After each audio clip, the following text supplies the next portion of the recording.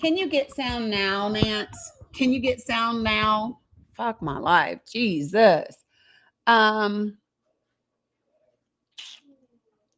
it is not letting me. Oh, macaroni. I don't know why it won't give me your name to gift to. Already, it says he already has a sub. Oh, you sent it? Oh, thanks, Dad Jokes. So does everybody have sound everywhere now? Now you can, Mom? Great. Thank you. All right, somebody gifted him one. Love that. Thank you, Dad Jokes. Thank you, thank you, thank you, thank you, thank you, thank you. Holy crap. Sorry, guys. Okay. So let me just tell you guys. So if you have not been on the link tree today, I wrote a template email reference Emil Bove and him being before the Judiciary Committee, for confirmation. And in that template email, I put links to the Judiciary Committee so that you can find it, and to the House members and all those things. And so listen, only senators, if it gets out of committee, only senators vote on judicial appointments. But that doesn't mean all of them don't need a reminder about their oaths that they've taken and exactly what has happened with the Department of Justice. So today I went on the Senate Judiciary Committee's website, and unlike the House Judiciary Committee, the Senate Judiciary Committee doesn't have a contact form specifically for the committee. Great, thank you. And I don't like that, because so I called and I was like, am I just missing it somewhere on this site? So I called the Senate Judiciary Committee's phone number, and I got a young gentleman on the phone um, who is sick of my ass right about now. And I'm going to let you all hear part of this conversation. Um, because I did not like his solution. I don't believe that his solution is appropriate. I take issue with it, and I'm about to make it a thing. So I will be putting clips of this online because, yep, I did record it 100%. So what I want to do real quickly is share with you all my conversation with this Joker today. I said Joker, didn't I? I did, because I can promise you he's real sick of me. So I want you all to listen. This is me taking issue with his response as to why they don't have a contact form and how I can reach the entire committee. Before this committee, who is interviewing to be an appellate judge, who is also the subject of a whistleblower complaint out of the DOJ. Everybody can hear it? And I want to reach out to the Senate committee, not the House. The House has their own form for the entire committee. And you're saying to me that the Senate doesn't have a form for the entire committee, but I reside in a state that isn't represented on the Senate Judiciary, which means those folks aren't taking my comment, right? Because you have to put in your zip code to reach them. They only represent 17 out of 50 states. That's not even half. So I'm looking for an answer as to someone on the Senate Judiciary, whether that's an administrative assistant, whether that is a scheduler, whether that is someone from communications, whoever it is. I'm looking for some way to contact someone at the Senate Judiciary Committee. Listen.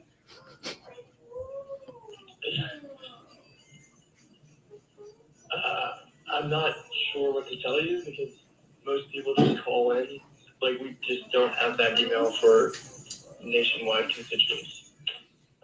But then you shouldn't have a nationwide committee, because everybody in the nation deserves to be able to send an email that expresses their thoughts. Like, the things that I want to say, you're not going to be able to write them all down. And just a simple comment that says I do or don't support something isn't enough. So that's what I'm looking for. And I know that you're probably an intern or or someone, I get that. But what I'm saying is that the answer that I have been given isn't enough, and somebody else there needs to give you an email that we can utilize, that I can utilize to express my comments. I'm on Chairman Grass's website, and you can fill out a contact form for states beyond Iowa. Chairman Grassley is not the only member of the committee.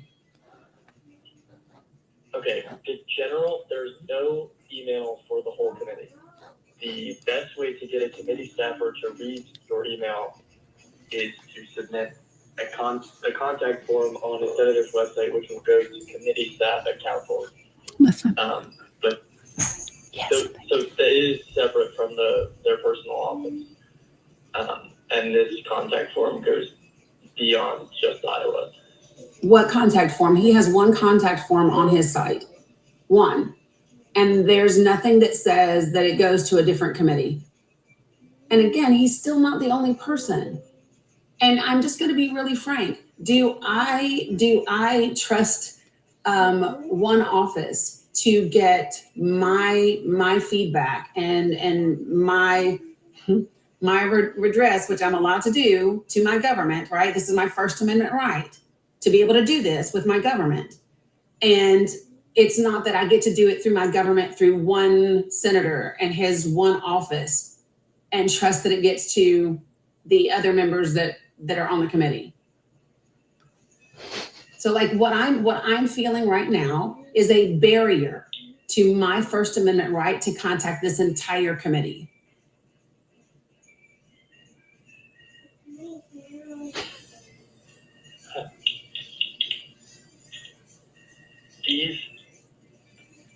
I'm sorry, I'm trying to answer this the best I can.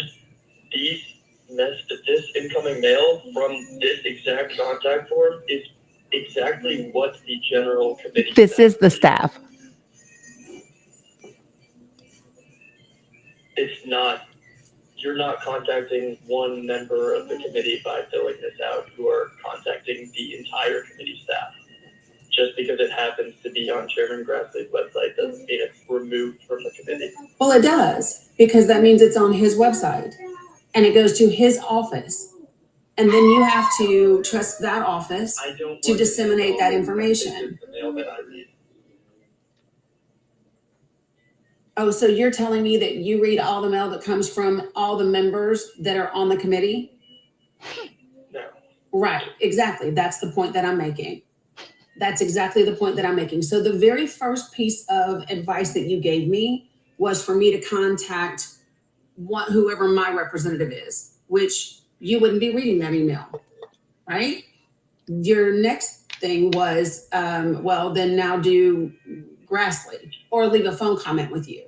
And what I'm explaining to you, and I don't mean to be argumentative. I absolutely do mean to be assertive though, because I have a constitutional right to be able to express my grievances before the people that are representing me on an issue that is affecting everyone in this country nationwide. And judicial appointments is one of those things.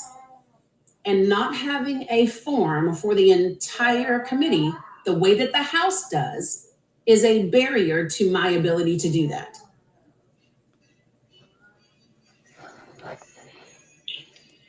I understand your concern. So that means that someone, whoever is an administrative assistant, someone who is who's a scheduler or a calendar or a communications person, whoever it is that works in the office of the Senate Judiciary, needs to have an email available to me. Okay, I understand. Okay, so I'll wait for you to get an email for me. He didn't know what to do right here. And I'm unable to do that. I don't know how else to tell you that. Okay, so can you tell me your name, please, first and last? No, I cannot. Well, you work for the government and you're telling me that I cannot get an email address for the Senate Judiciary Committee to put in my comment. So I'm going to need a name and a name for you, or whoever it is that is telling you to give me this information. This is the way that the United States of America works. Like, this is not like, you're not a private corporation. You're not in a cubicle answering phones for AT&T. You're sitting in Congress, which means everything is publicly available. I'm really not, this is not like an argumentative statement, but I gave you multiple options for contacting the committee. No, you did not. You have not given me a single option to contact the committee. No, you have not. You gave me an option to contact Senator Grassley's office, not the committee. And that is not the same thing.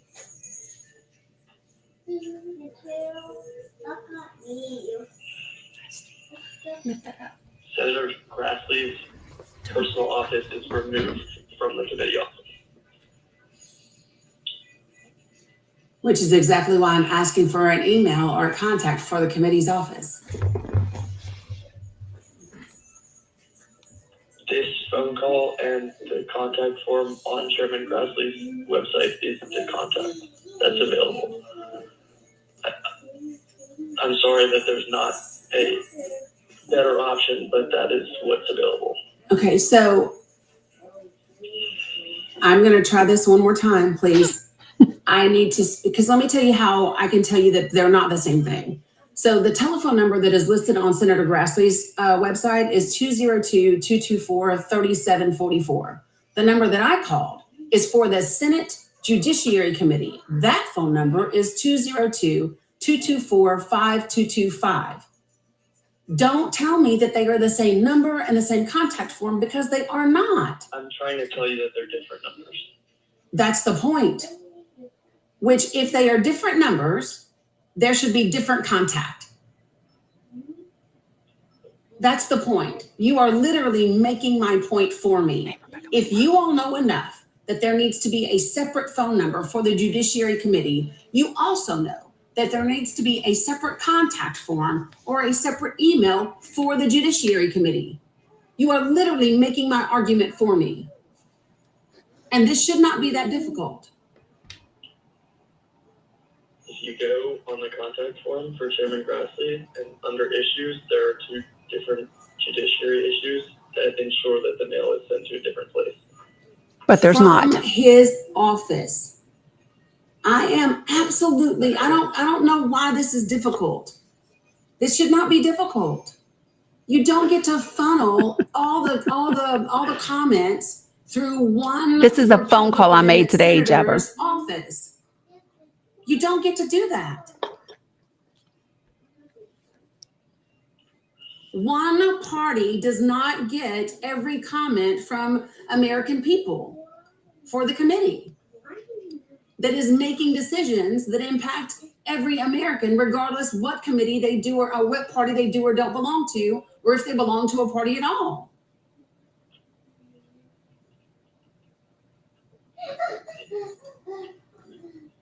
Not a...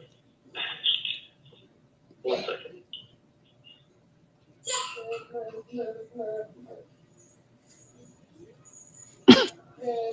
He's telling me to hold on again. I said he's an intern. I said that already. So if the issue is for party, I'm trying to... The issue is for the entire committee.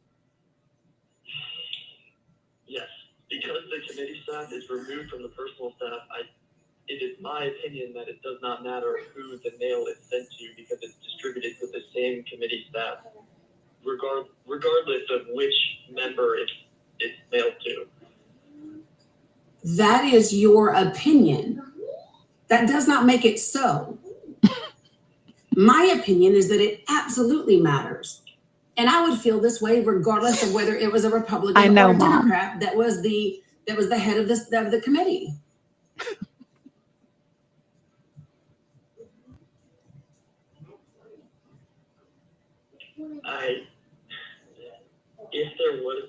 If there were a general contact email, it would be read by the same people who you would be mailing. Yeah, but it wouldn't be funneled through Senator Grassley's office. It would not be funneled through Senator Grassley's office.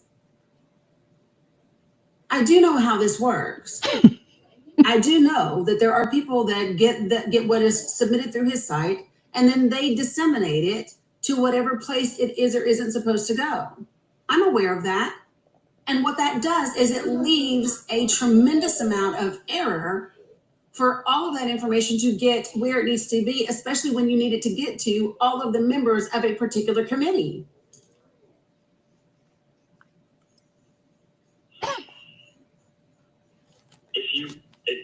At this point, it seems like the best option is just to send physical mail to. Absolutely not. Not when there's a confirmation process that is happening right now. You do not get to defer me to snail mail. That's not it. I'm being so clear. So whoever else it is that is telling you that this is the only option, you might want to put them on the phone or tell them that we're going to be here for a long time. This is literally my constitutional right. And the judiciary of all committees should absolutely understand that.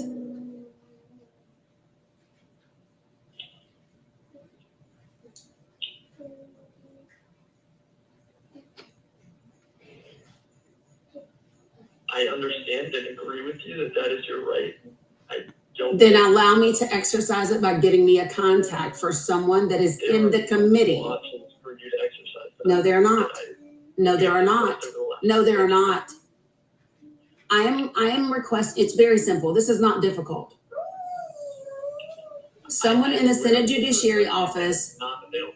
That is not something that we can do. It is. The way to do that is, as I've explained to you. No, because do you want to know why I know that that's not, do you want to know why I know that that's not the way it's done? Do you want to know why I know that? Because nowhere on the Senate Judiciary Committee's website does it have a form that goes to Senator Grassley's office, nor does it have a link that says to send a comment to the committee, submit a form on Senator Grassley's office. It doesn't say that. If it did say that, guess what? I would not be on the phone with you. So it does not say that. And that means that it is not the standard practice. And so I'm not, just because you're like, oh, send it to the head of the judiciary and that's fine. It may be fine for you. It is not fine for me.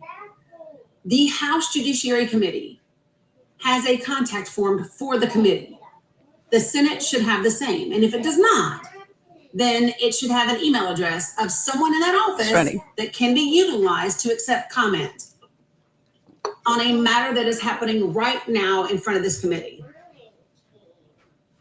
If we did have that email address, it would be available on the website, but otherwise there is somewhere to redirect all of that mail to, and I've explained to you how to get there. Except it's nowhere on the Senate's website, which means it's not the way to redirect it. It's the way to get me off the phone. If there were a way to redirect it, there would be something on the website. That's correct. And you are literally, once again, making my point for me. If the way to redirect comment to the committee was through Senator Grassley's contact form, guess what? It would be on the website. And it is not. But there's nothing on the website, so you're asking. Exactly. So what you're telling me is, so this is my point to you. What you're telling me is that you gave me an answer for my question, but you haven't, because by your own words, if the way for me to get my comment to the committee was through Senator Grassley, it would be on the website, and it is not. No. Correct. I said if there were a general contact form for the entire committee, which is the email address that you called and asked for, it would be on the website, but it's not. So the best thing to do is to reach out to the chairman of the committee so that that mail can be read by councils and staffers for the committee, which are separate from Chairman Grassley. Except you have to go through Congressman Grassley's office to get it to the folks of the committee. You are putting a barrier between me and the people that I want to get the information to.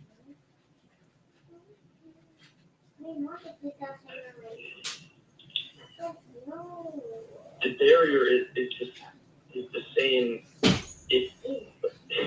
like suppose there were a different office that it had to go through first, it would be the same. But there's not one, and there's not one for their house committee's website either. I can literally go, which I did before I called you, to the House Judiciary Committee's site, and they have a contact form. If you all had one, I would not be on the phone with you, but you don't. Not only do you not have a contact form, you don't have a statement telling anybody to go anywhere else to contact you all. Because the very first question that I asked you was simple. Do you all have a contact form? You said no. I said, okay, great. I need an email of where I can send this information. And we are 21 minutes into this call. We are 21 minutes into this call, and we have gotten nowhere. And I don't know if you are getting the picture now that I want an answer. I want an email in which to contact this committee. The best available way to do that is through either the chairman or the ranking member's website. Yes, I was timing. And just clarify that in the issue section. It won't be disseminated or whatever. There's no barrier, whatever you're worried about. No, there is a barrier. Okay, so here's what I would love for you to not do. Here's what I would love for you to not do is belittle, so you're gonna hang up on me. So That, folks, is how the Senate Judiciary Committee handles inquiry in their office. So he hung up on me. So let me ask you all a question. He hung up on me. What do you think happened next? What do you think happened next after he hung up on me? Take a wild guess. I called the fuck back. You got it. I called back. Thank you for calling the Senate Judiciary. How may I help? Hi, I know that you know that I just called the gentleman who hung up on me. Can I have your name, please? My name is Nicole. Nicole. And can you tell me the other gentleman's name that I just spoke to? Excuse me, say it again? I'm asking for the name of the individual I just spoke to who hung up with me. I'm coming, Mila. One moment.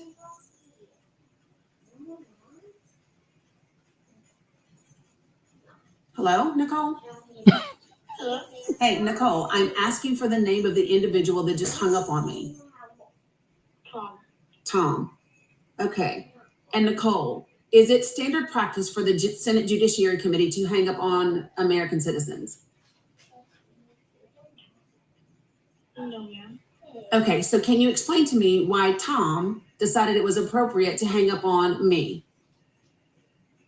I probably can't. You probably can't. Okay, so can you tell me who runs the Senate Judiciary Committee's office? Like the actual administrative piece of it? Which office there? So, for example, who do you and Tom report to? The committee, ma'am. Okay, so there's no one who oversees you all? I mean, it's the general committee.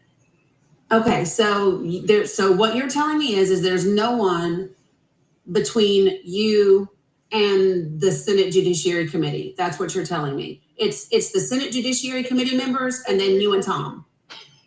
The different offices? No, and I think that you're aware that I'm not saying different offices, right? Because there's an office that you're in right now, correct? Yes, ma'am, and it is us in this office. There are several different offices. Okay, that so all overlap with the committee. okay, so can you tell me what the other offices are that handle issues for the Senate Judiciary Committee? Yeah, civil, criminal, constitutional oversight, the personal office, those are all under the committee. Okay, can I have the number for the constitutional office, please? Are you a constituent? Of what? America? Yes. Iowa? No. Okay, what exactly are you trying to? I am looking to speak with, I want a contact form for the Senate Judiciary Committee. Yes, ma'am. So the contact form, there are several different ways to do that. You can leave a comment with me, and that can be a means.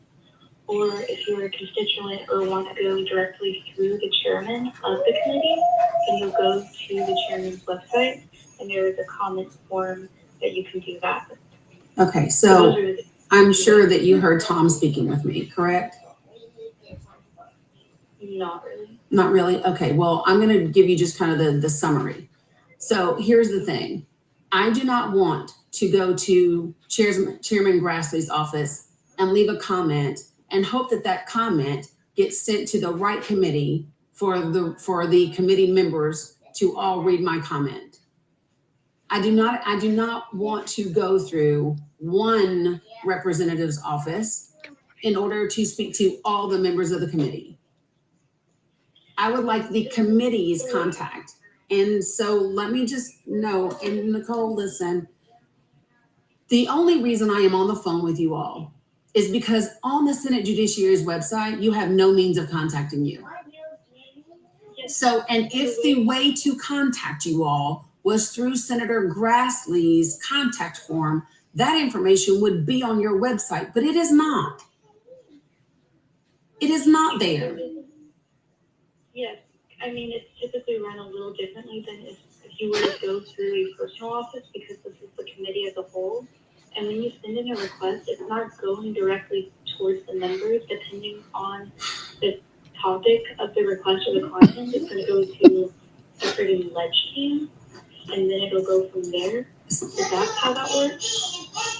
Okay. The best way to do that is either leave it with me and it just puts on. Okay, Nicole, have you ever been to Senator Grassley? Y'all, I literally took Nicole to the bathroom with me so I could help Mila.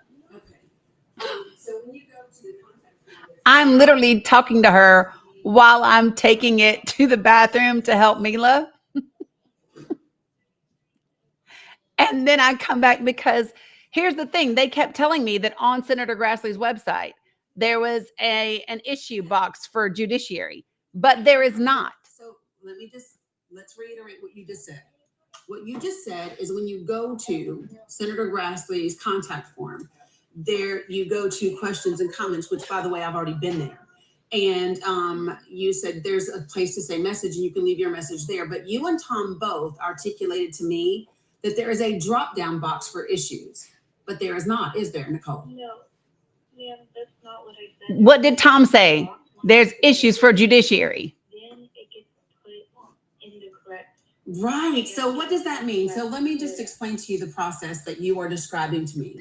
You are describing to me that Senator Grassley's office, his regular Senate office, gets this comment, and whenever they get to it, right, because they don't know what the comment is in reference to until they read it.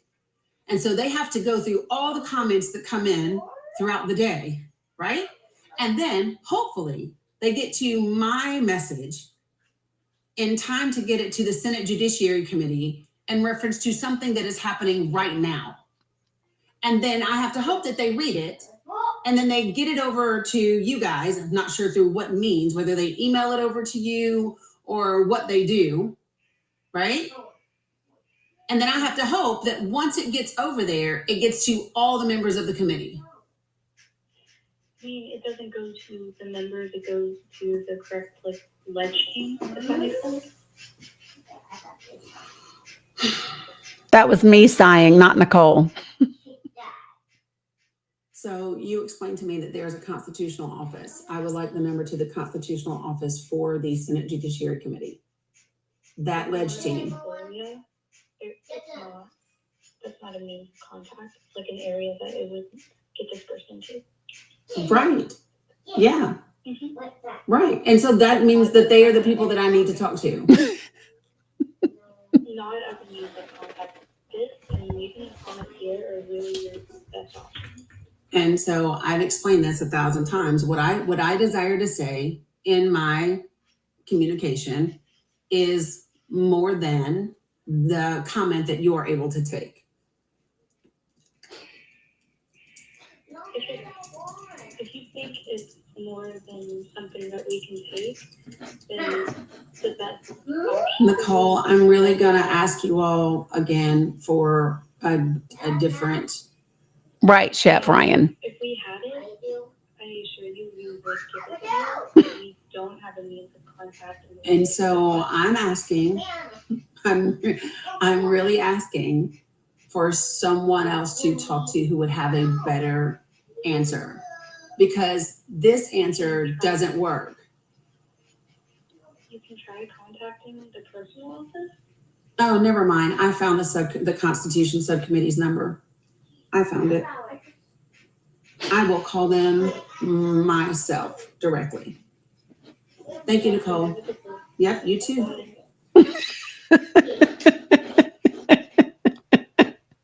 So, all right. So, folks, let me just tell you, this is what good trouble sometimes looks like, right? Because people do not always. I dug into some Senate numbers to get it.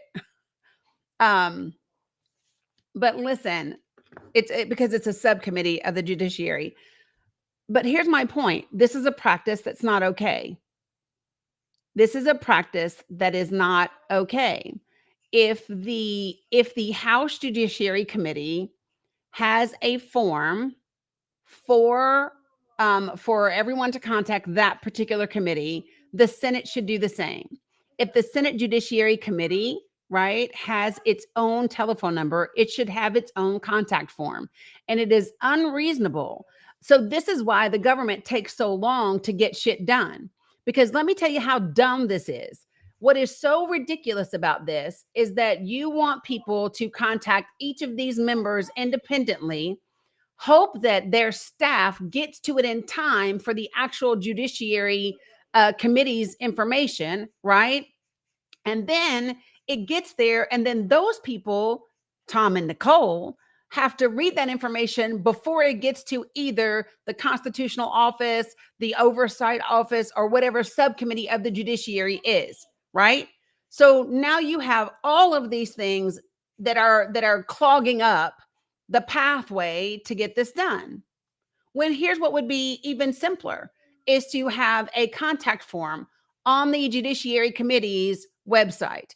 That contact form have a drop-down box for the subcommittees, or at least have a drop-down box that says judicial nominees, right? Whatever are the main things that the Senate Judiciary hears the most often, whether it's budget approval, whether it is judiciary nominations, that one form on the Judiciary Committee's website would be able to get whatever drop-down box you choose to that appropriate office, and a copy sent to the general one as well. So now you know that everybody has it, and you can now clear up and say, hey, I got this. Did you get this? So that we can make this, work more efficiently. But no, instead you hire Tom and Nicole and you put them on the phone, and they don't know shit, and they can't answer a question. And they definitely don't know how to talk to somebody who is informed, that is going to be a firm in her efforts to get information. This is ridiculous. We are in 2025, people.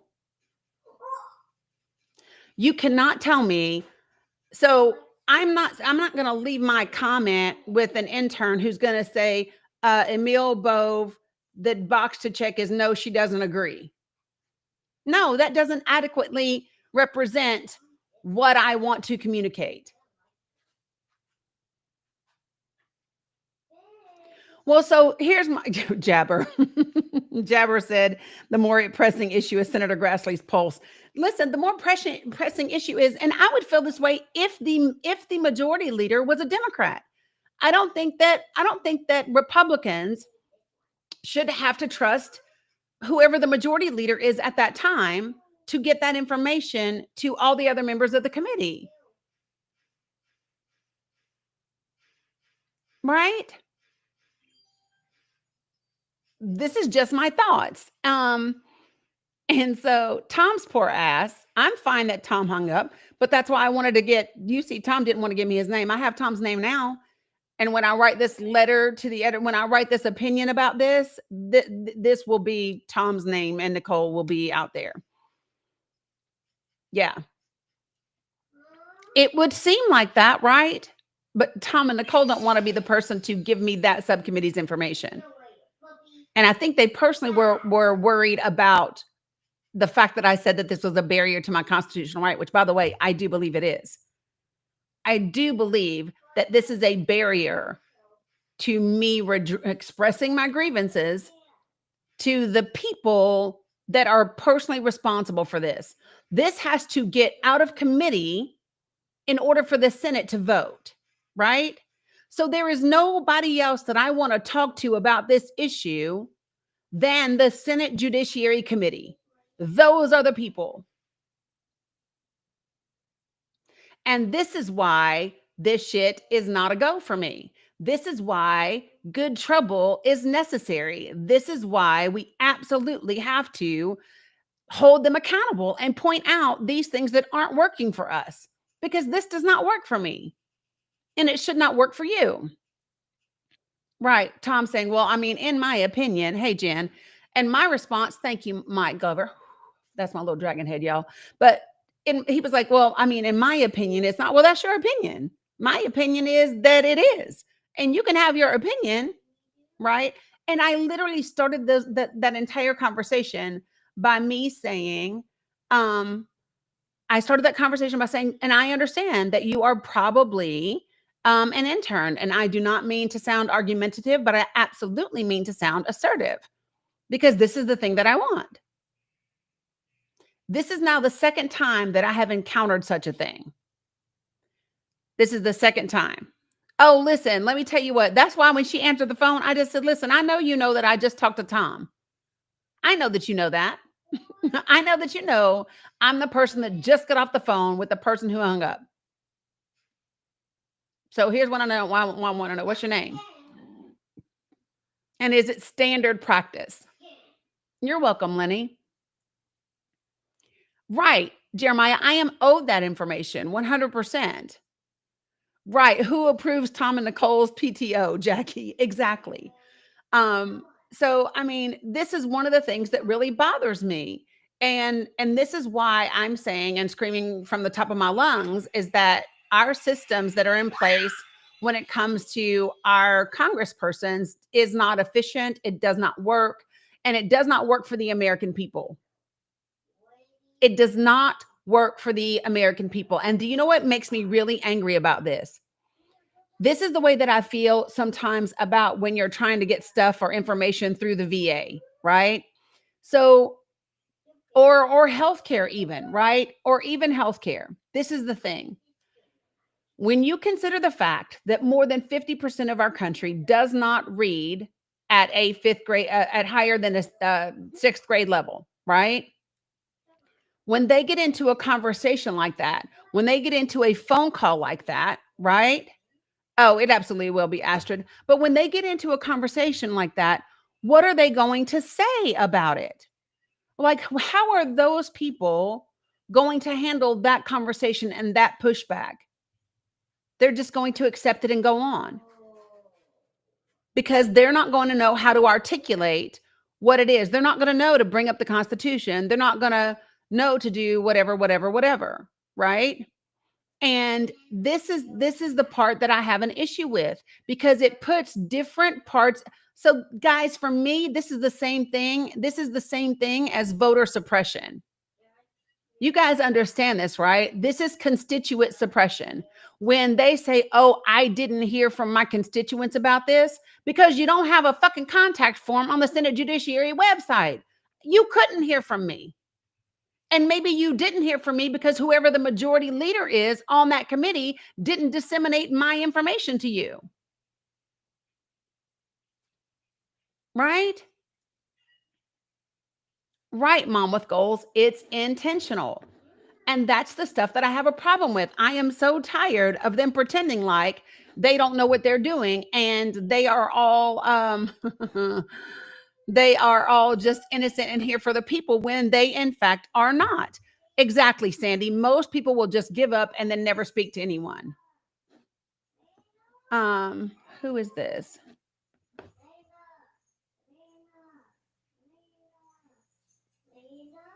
Oh, I love that. Yes, I am. I've been invited to appear on a podcast with Network Nova. Um,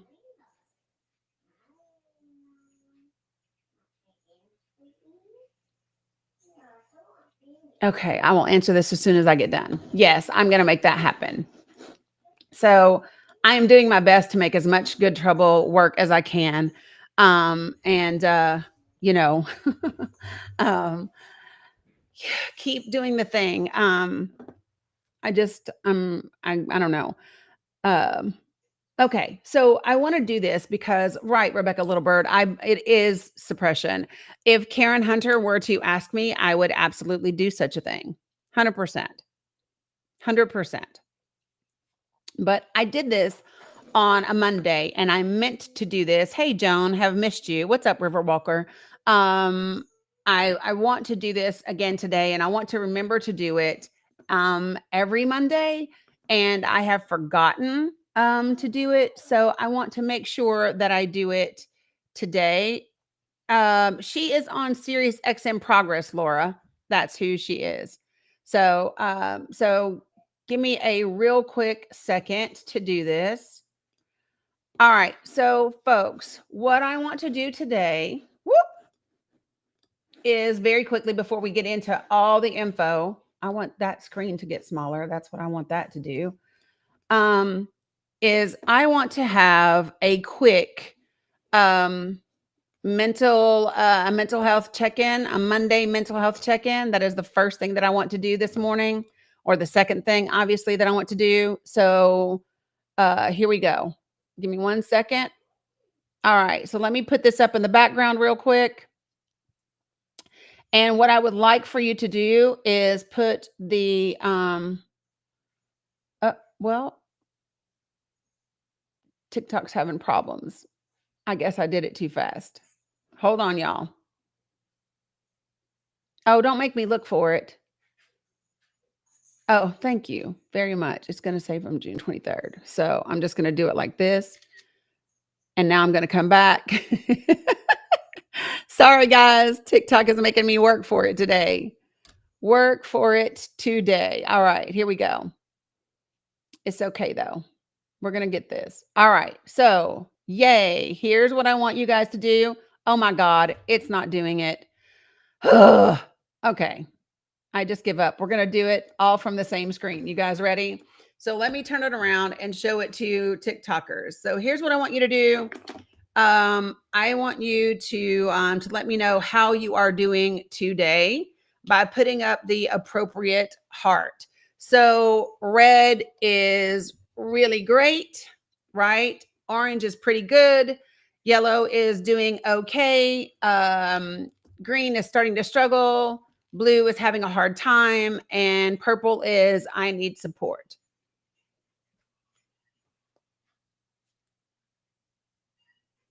Okay, got some reds and oranges, got some blues and greens. Got a yellow, red and orange. I got some greens. You're an exhausted pigeon, Rebecca Littlebird. I get that. 100%.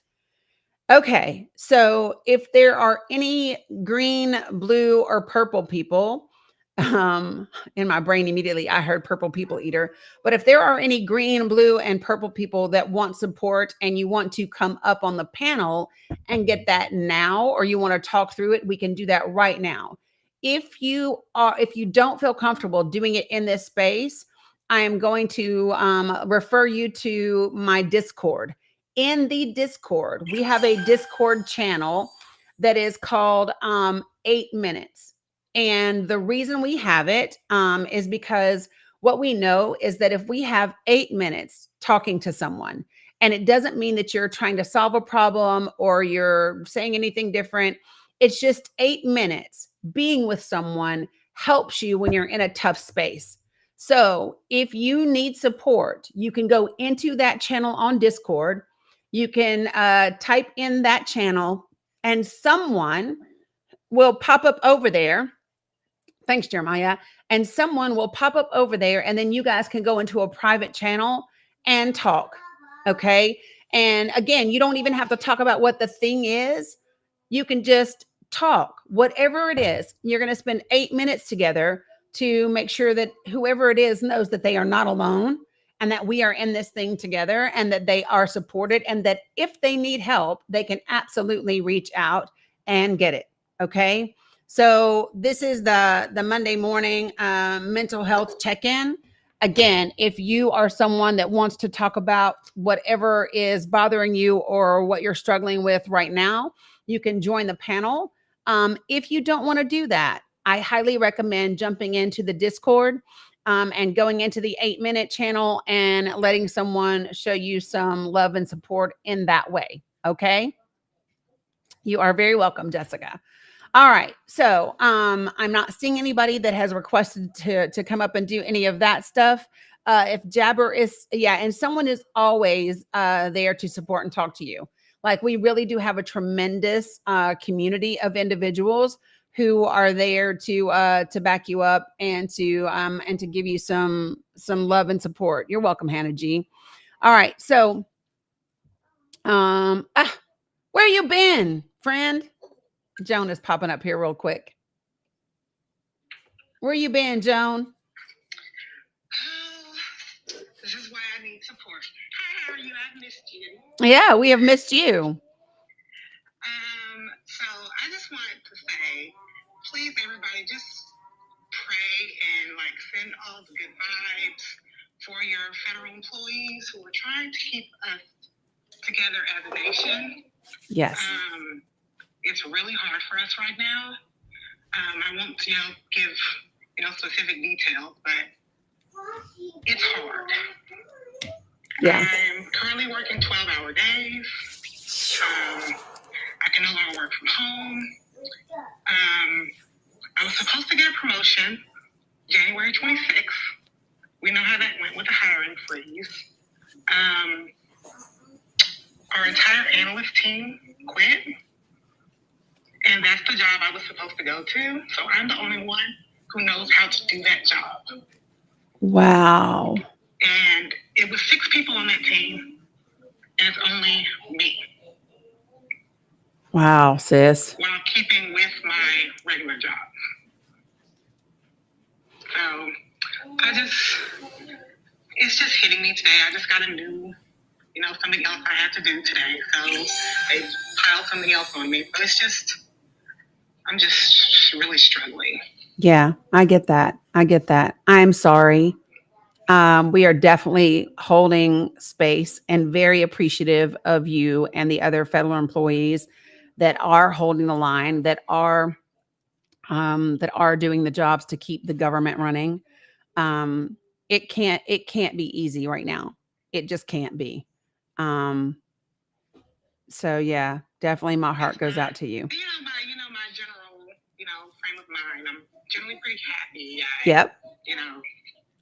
So it's really hard. But I'm also, man, you are the same in that space where we're just not going to let stuff go. Right. 100%. We're going to fight until the end. So. Yeah. I saw, I don't know if you all saw it, but I saw a, thank you for subscribing, Chantel. I saw somebody who, in the State Department where they just let 1,300 people go. Mm-hmm. There was a sign that somebody put outside the cubicle that said something to the effect of, if you're still here and you see this, resist fascism. And it's so big. The resist fascism is so big. And, those individuals are being so brave to continue to hold the line for our community, for the country. And this is the part that I don't think that people really understand. The people that are appointed and the people that are elected, they don't know the ins and outs of the day-to-day job of government function, right? And so these individuals like Joan and Sunny and other people, those are the people who know no matter who's elected, no matter what party is in charge, these are the things that have to be done every single day, right? And they are the people who get them done. And those people are very much under attack. So I have to tell somebody, because I've been with the government for 25 years. So I started under Clinton. Mm-hmm. I'm not old, but I'm old enough to have started under Clinton. Gotcha. So I told somebody was like, well, they said something about, go work for somebody who appreciates you, basically. And I had to tell them, I worked under 5 different presidents. Right. Some who had multiple administrations. Yep. And I've only felt unappreciated by one. Say that part, right? It's because we are the cogs of the system. We are, who keep, we keep the lights on. Right. Basically.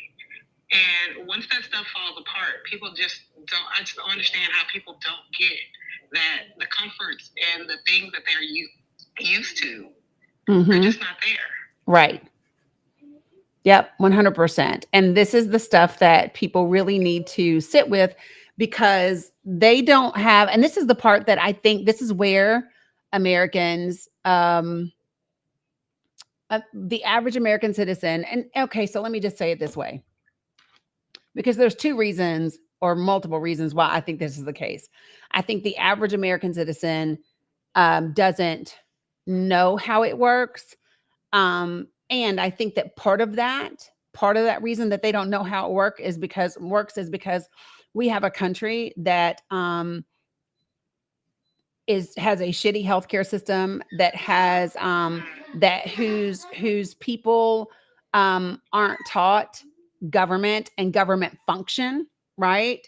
And that's apparent when people don't understand that is why we have people. There are people that are arguing with me that even though we have 3 branches of government, the judicial branch can't tell the executive branch what to do. And I'm like, you apparently missed the equal part, right? You missed the equal part, separate but equal. So absolutely they can, but there are people that are not getting those things. And so these are the conversations that, we have to have. And so again, I'm not going to say that, and I'm still hearing this, and I want people to stop saying it. Stop saying that all Trump supporters are uneducated or stupid, because they are not. They are not.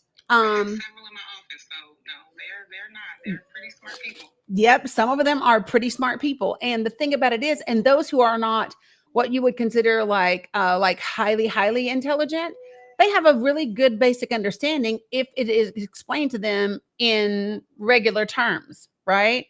No, MAGA is not. They are not massive twinkle, and I will tell you that they are not. And the reason why I will tell you that is because I have dealt with MAGA right here live on TikTok.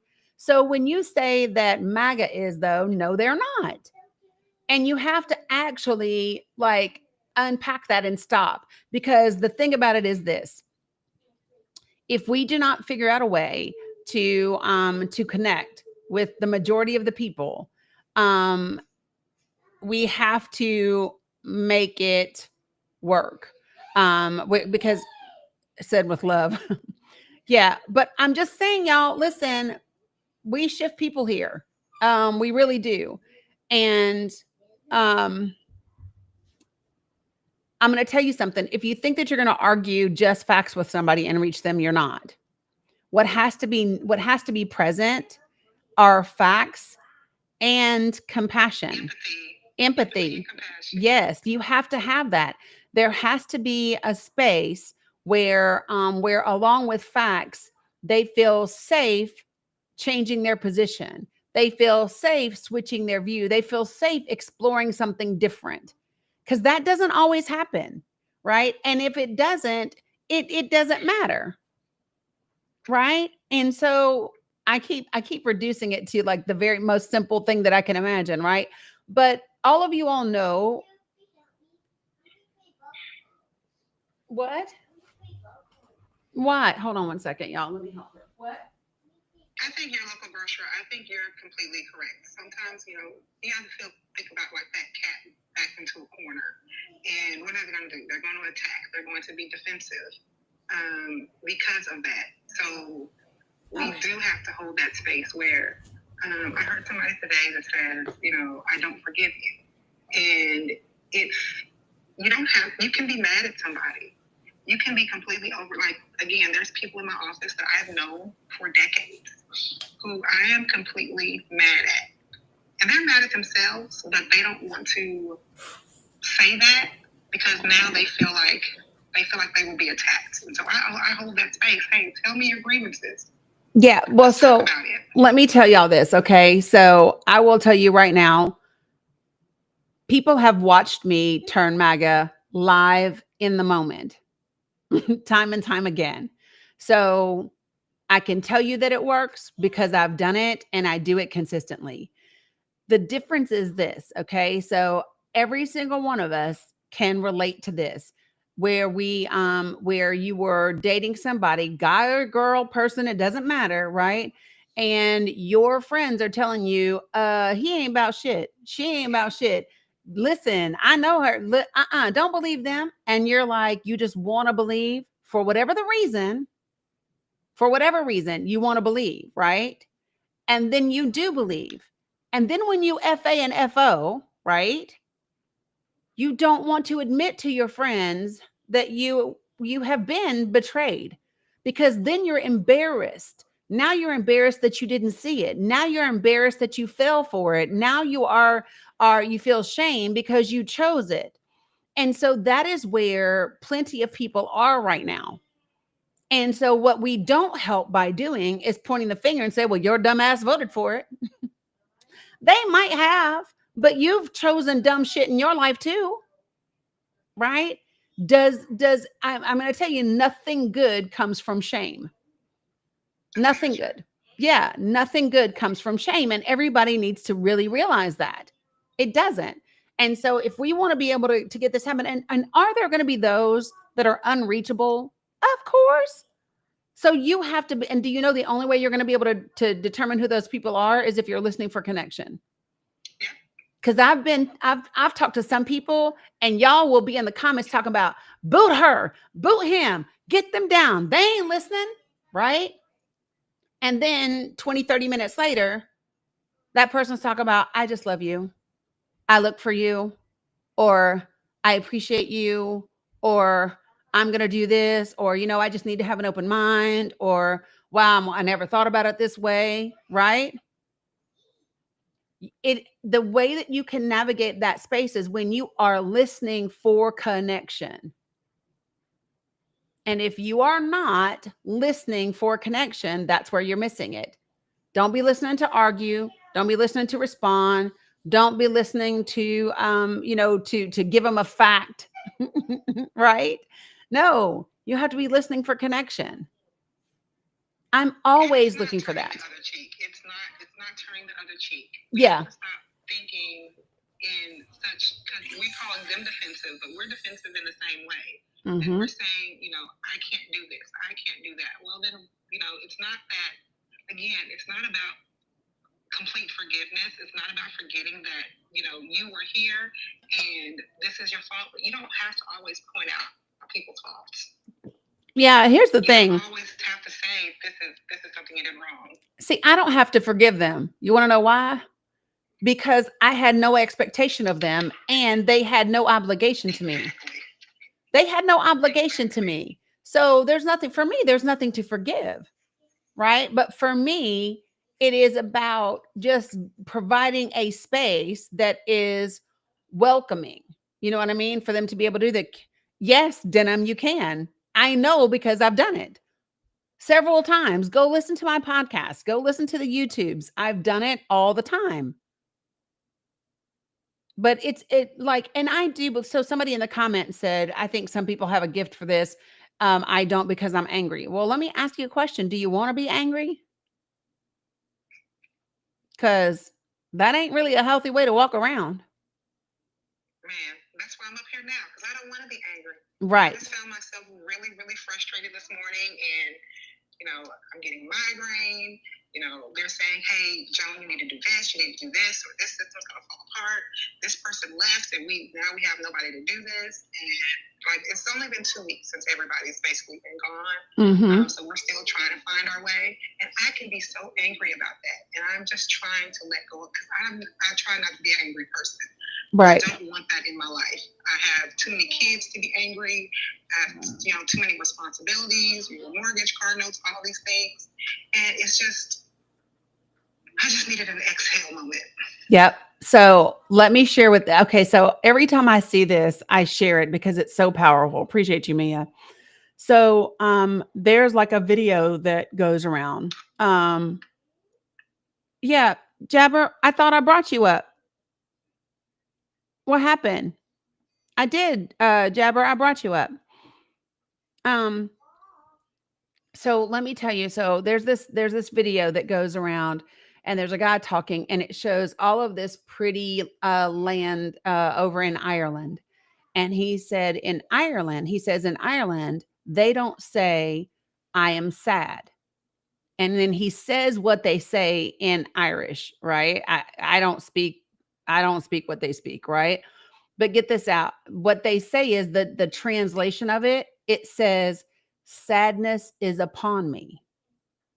Because they know that sadness is upon them right now, but something else will be on them later. And so instead of saying, I am sad or I am angry, right? It's anger is upon me. So that means you can get anger off of you. You aren't the anger, right? When you say, I am angry, you are the emotion. But instead, they say, what they say translates to anger is upon me, right? It's Spanish, it's tengo triste, as in I have sadness, right? And every time I see that, I just go, "Ooh, good reminder, because that means that this thing, I don't have to be the thing. The emotion can be on me or in me, but it isn't me. I don't have to be the emotion. The other thing that I learned for a while ago is to remember this. In order for you to feel sad, that means at one time you had to have felt joy or happiness. Because if you hadn't, you wouldn't know what sadness feels like, right? So it's opposite ends of the same emotional spectrum. So now you have to think about what was going on in my life when I felt that joy and that happiness. Was I taking better care of myself? Was I eating better? Was I making time for me? Was I like, what are my tools that help me get back to that place? Even that give me a reprieve. Is it music? Is it art? Is it, going to the playground with my kids? Like, is it going for a swim? Like, what is it that can give me a tinge of that feeling again? Right. And that's how you wean yourself back to the other side of the spectrum. It's not by focusing on the sadness. It's focusing on the joy that you once felt. It's focusing on the peace that you once had. It's focusing on the happiness that you once enjoyed. Right. And now, yeah. And so it's the duality, right? Because that's what it is, guys. They are not opposite things. They're just opposite ends of the same thing. And that's the same thing with fear and hope. It's the same thing with fear. To hope for something is the opposite of fear, right? But those are connected. And so you have to think about, when is the last time I felt hope? And how do I cultivate that within myself? And that is the difference between motivation and inspiration. Motivation comes from an external source, right? That's why it's fleeting. When you're inspired, it lights a fire within you that can't be put out. Gaelic, thank you. Deathy Git. See, Rebecca Littlebird's doing it for me in the chat over on YouTube. Love that. But so those are just some things to think about on Mental Health Monday, to try to shift your perspective, and stay kind of rooted and grounded, and not be tossed to and fro with everything that is happening. Right. Joan, know that there are people like myself and others that are holding space for all of our federal workers. And hopefully you guys can feel that energy every day. Yeah, I'm so glad that, it happened to be upon my break time, and I happen to, Mondays are usually the I know I'm so busy, but one of our systems down today, so I was like, look at that. Dani's on this morning. Look at God. I know, right? And so I was just sitting at my desk, and it happened, and I was in the thick of just stress. So I'm so glad that, he was there for me today. Yay. And I got to talk out of my little, that anger that was upon me. Yep. And I love my job. I love what I do. Mhm. So I'm just going to go back and find my joy in that. Yep. Sometimes, Joan, here's what I do when, like, literally, it'll sound silly, but sometimes when that stuff just creeps up on you, I'm about to show how old I am, y'all. Do y'all remember the old cartoons where the little black sludge would creep up over the little character? Y'all know what I'm talking about? Yes, I remember that. Okay. So follow me. So when that happens, and all of a sudden I get this feeling that is just dark, and it's not mine, like nothing's actually changed. Like today is no different than yesterday, right? Yeah. You've been dealing with the same ish, right? So sometimes I'll ask myself, number one, is this mine? Because sometimes you can be around other people and their ick just kind of gets on you, right?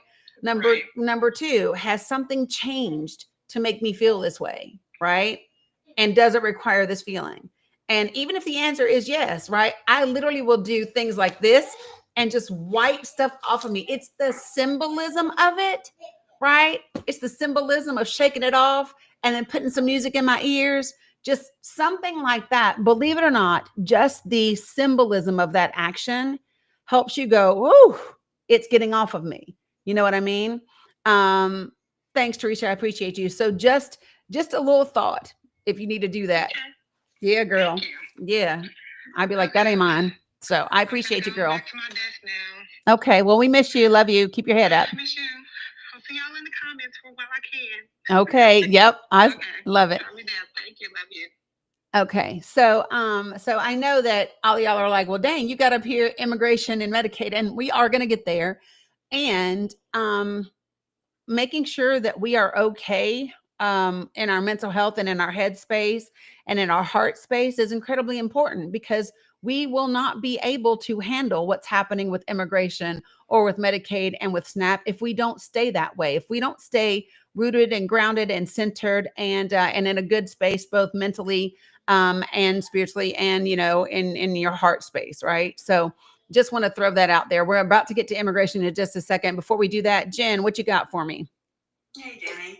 Hey. I was taking my break at work and I popped in, and man, this weekend was hard. Okay. It was just hard. And I really appreciate the space that you hold, because I will be completely honest with you. I am in a vacuum at my house. Like the amount of just willful ignorance just eats at me every day. And I try to have those conversations and not like get angry. And it doesn't work. It hasn't worked yet, and I will continue to try. It just boggles my mind, the desire to not want to understand and be empathetic. Yeah. And then to be told, well, you never used to be this way. You were always a hard ass and you never really cared. No, I've always cared. You just never saw it. Yeah. I think that sometimes in your household, so we talk about our circles of influence, right? Yep. Sometimes within our circles of influence, it's not so much what we say, but what we do that speaks the loudest to those people. Do you know what I'm saying? So sometimes the more you say to them, the more they dig their heels in, right? Appreciate you, Teresa. So sometimes it's what I do and not what I say. So sometimes it's about wearing the right t-shirt around my house. I don't have to say anything, but I'm wearing the t-shirt, right? Or wearing the ball cap, or doing the other post on social media, or when they're talking that nonsense, just get up and leave the room, right? Sometimes the silence says more than the words. So if you need a break from that friction within the household, just remember there are other ways to impact your circle of influence. Yeah. Yep. If the talk is getting hard. I really appreciate you, and this space gives me that whoosh that I need. Yep. Between home and work, because like the gentleman before me, I'm a federal worker too, so Yeah. I go in every day waiting to see if I'm gonna not be here anymore. Okay, so go in with the expectation every day that you are going to be here. Yep. Shift that just a little bit. Shift that. Every day I go in with the expectation that I'm still going to be here. Every day. Yep. I really appreciate you guys. Yeah, appreciate you too. You're welcome. So Michelle T is asking me, Dani, when not letting things you can't control you, do you ever get guilt? And the answer is no. I don't feel guilty. And the reason about it is I don't center myself in it. So here's the thing. If it is outside of my control, there is absolutely no reason for me to feel guilty unless I'm trying to center myself in that situation, unless I want to make it about me. And so for me, no, I don't feel guilty. If I can't do anything about it, I just can't. And I don't feel guilty as long as I know that I have done my best, right?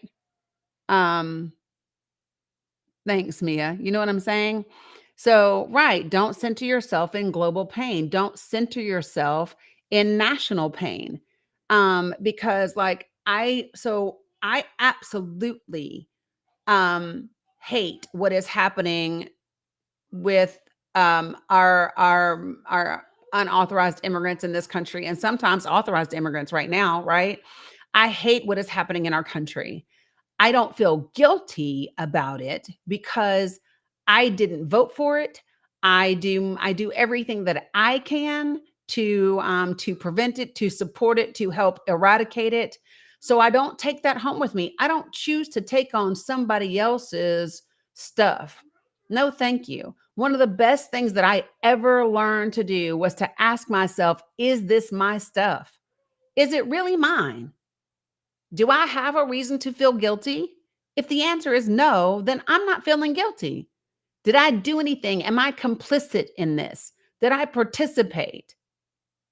If the answer is no, I'm not taking on guilt.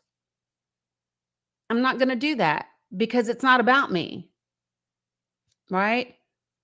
Because then what happens when everybody takes on the guilt, they hop on a TikTok and they're like, oh my God, I just feel so bad. I'm just in this bad place. And here's my thing. Anytime you start to think about that, I want you to remember, and this is not discounting how you feel. It is sharing with you that you might want to put that into perspective, right?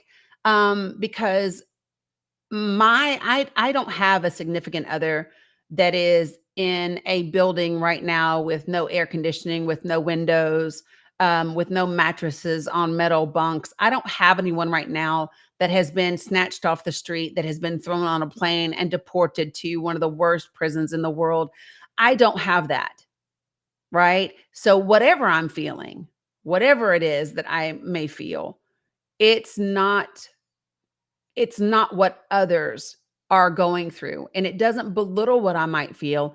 It just puts it in perspective because it's not about me. I'm not going to center myself in something that isn't mine. You know what I mean? So that's kind of my thoughts about that.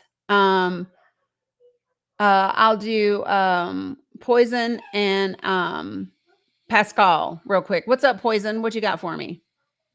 Hey, can Hey. you hear me? Yep, I can hear you. Okay, perfect. I am in the car. I'm not driving. Okay.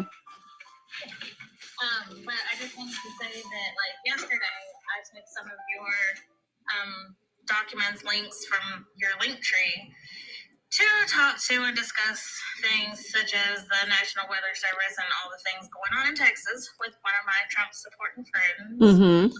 And it went south very, very, very quickly because instead of just taking in all the factual information about how some of these services have been cut and how the money that they use was not appropriated correctly or to help with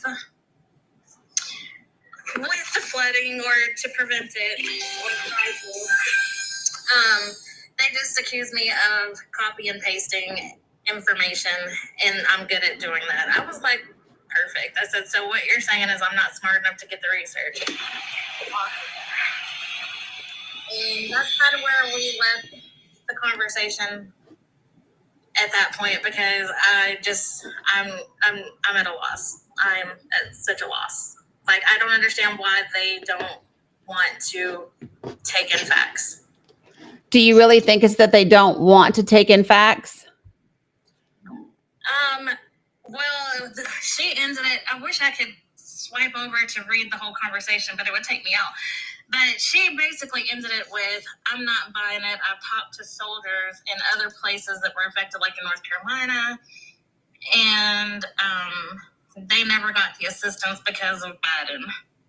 Gotcha. Okay. Well, all right. So it's very difficult to have these types of conversations via text. Yes. So that's one of the things that I don't recommend. I don't recommend trying to have these exchanges via text.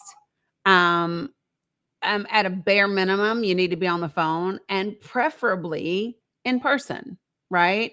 And one of the ways that you can articulate this is to be able to say, hey, listen, we both feel really strongly about this. And there's already enough ways to miscommunicate with people, and text only makes that worse. But I value you and I value the country enough to want to have this conversation with you. Can we go grab a cup of coffee? All right. Well, that's hard. She lives in Missouri and I'm in Kentucky. Girl, Zoom, Google Meet, Skype, whatever your jam is. We can have a cup of coffee. You can do your coffee in your living room. I can do my coffee in mine. And we can just hop on Google Meet and have a chat. Right? Because what happens is it is so easy to disregard what your friends and your family are saying when you don't see their face. It's easier to be dismissive. It's easier to say to somebody over text, you know how to copy and paste, than in their face, that's what I think of you. Right? So it's saying, listen, and this is the part that's really important, is when you express to people that they matter to you and that you want to come to a place of understanding, even if you're not trying to agree. Listen, and this is what you say is, listen, I am not trying to change your mind. I just want you to understand where I'm coming from. Okay. So can we get together on Google Meet, girl? I said that. Yeah, but via text. It don't come out the same. Because when you hear it via text, it's, I want you to see where I'm coming from.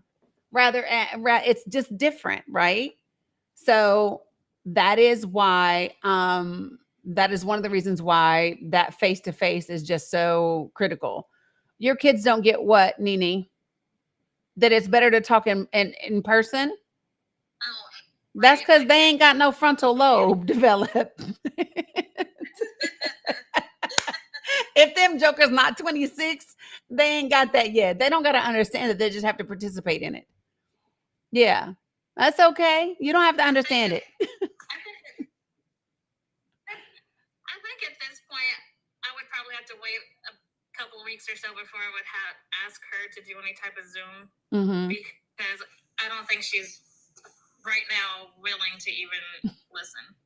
Yeah. So here's what I would offer you. If you go to my YouTube, which I'm at the Dani Cook over there too, there is a workshop that I did, 7 steps for resolution.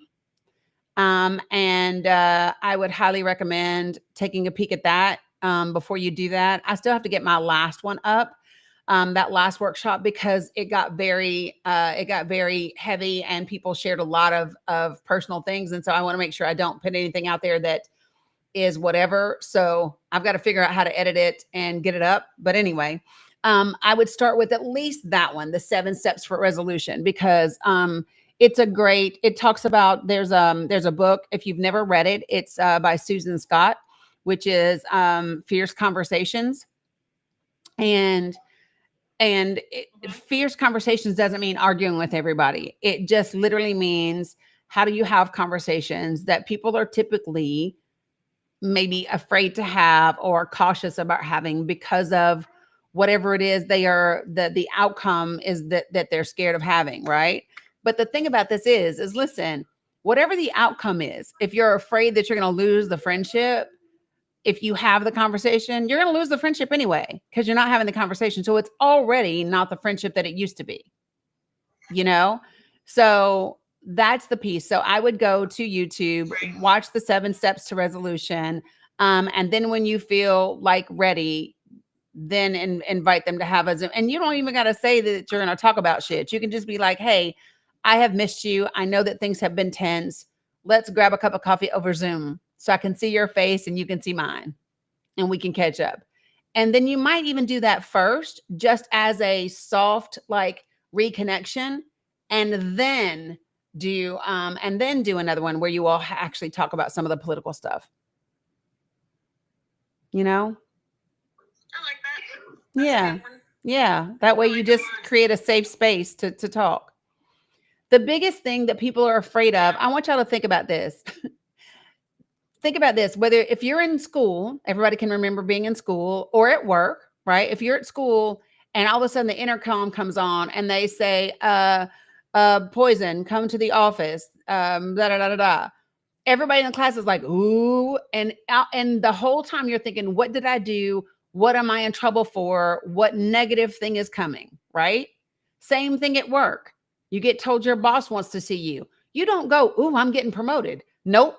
Human beings, we suck, because in the absence of data, I learned this from Brene Brown, in the absence of data, we make up stories. And we tend to make up stories from a negative perspective. When we don't know what's going to happen, we just default to the negative, right? When your boss is like, hey, I need you to come, you got time to come see me in my office? You're just like, oh shit, right? Am I going to lose my job? Am I going to da-da-da? But you didn't default to, ooh, am I getting promoted? Oh, they love my project. You defaulted to, I'm going to lose my job, right? Because when we don't have that information, we tend to go negative. So instead, think about it, just know that. So if you say to somebody, hey, let's have a talk, they're automatically going to a negative headspace, right?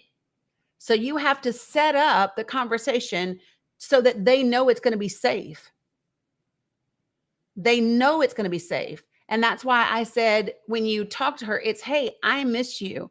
I value you as a friend. I don't want our relationship to be negatively impacted by what's happening in the country right now. That's letting them know you desire to fix things and not that you're okay with just letting them go.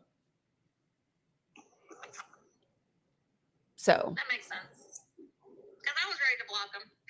yeah. And sometimes for some people, there are people that I have just been like, ding.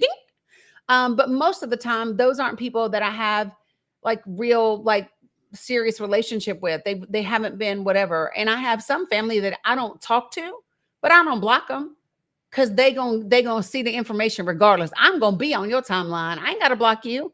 If you want to not see the facts that I share, you're gonna have to block me. So yeah, it's even that when you are in a relationship with somebody, the whole we need to talk. Everybody's like, what do we need to talk for? Like, what's wrong? We default to the negative. In the absence, always remember this, in the absence of data, we make up stories and they tend to be negative, right? And so Brene Brown calls it her SFD, right? And she calls it the shitty first draft. And so you can mentally go, oh, that was a shitty first draft. Let me just throw that thought right out of my brain. And now I'm going to create something different that I want to think about, a different expectation of this conversation. Right? So yeah, she calls it her shitty first draft, but hope that helps. That's it. Thank you. You're welcome. Have a good one. You too. Bye. All right, Pascal, good afternoon. What you got for me?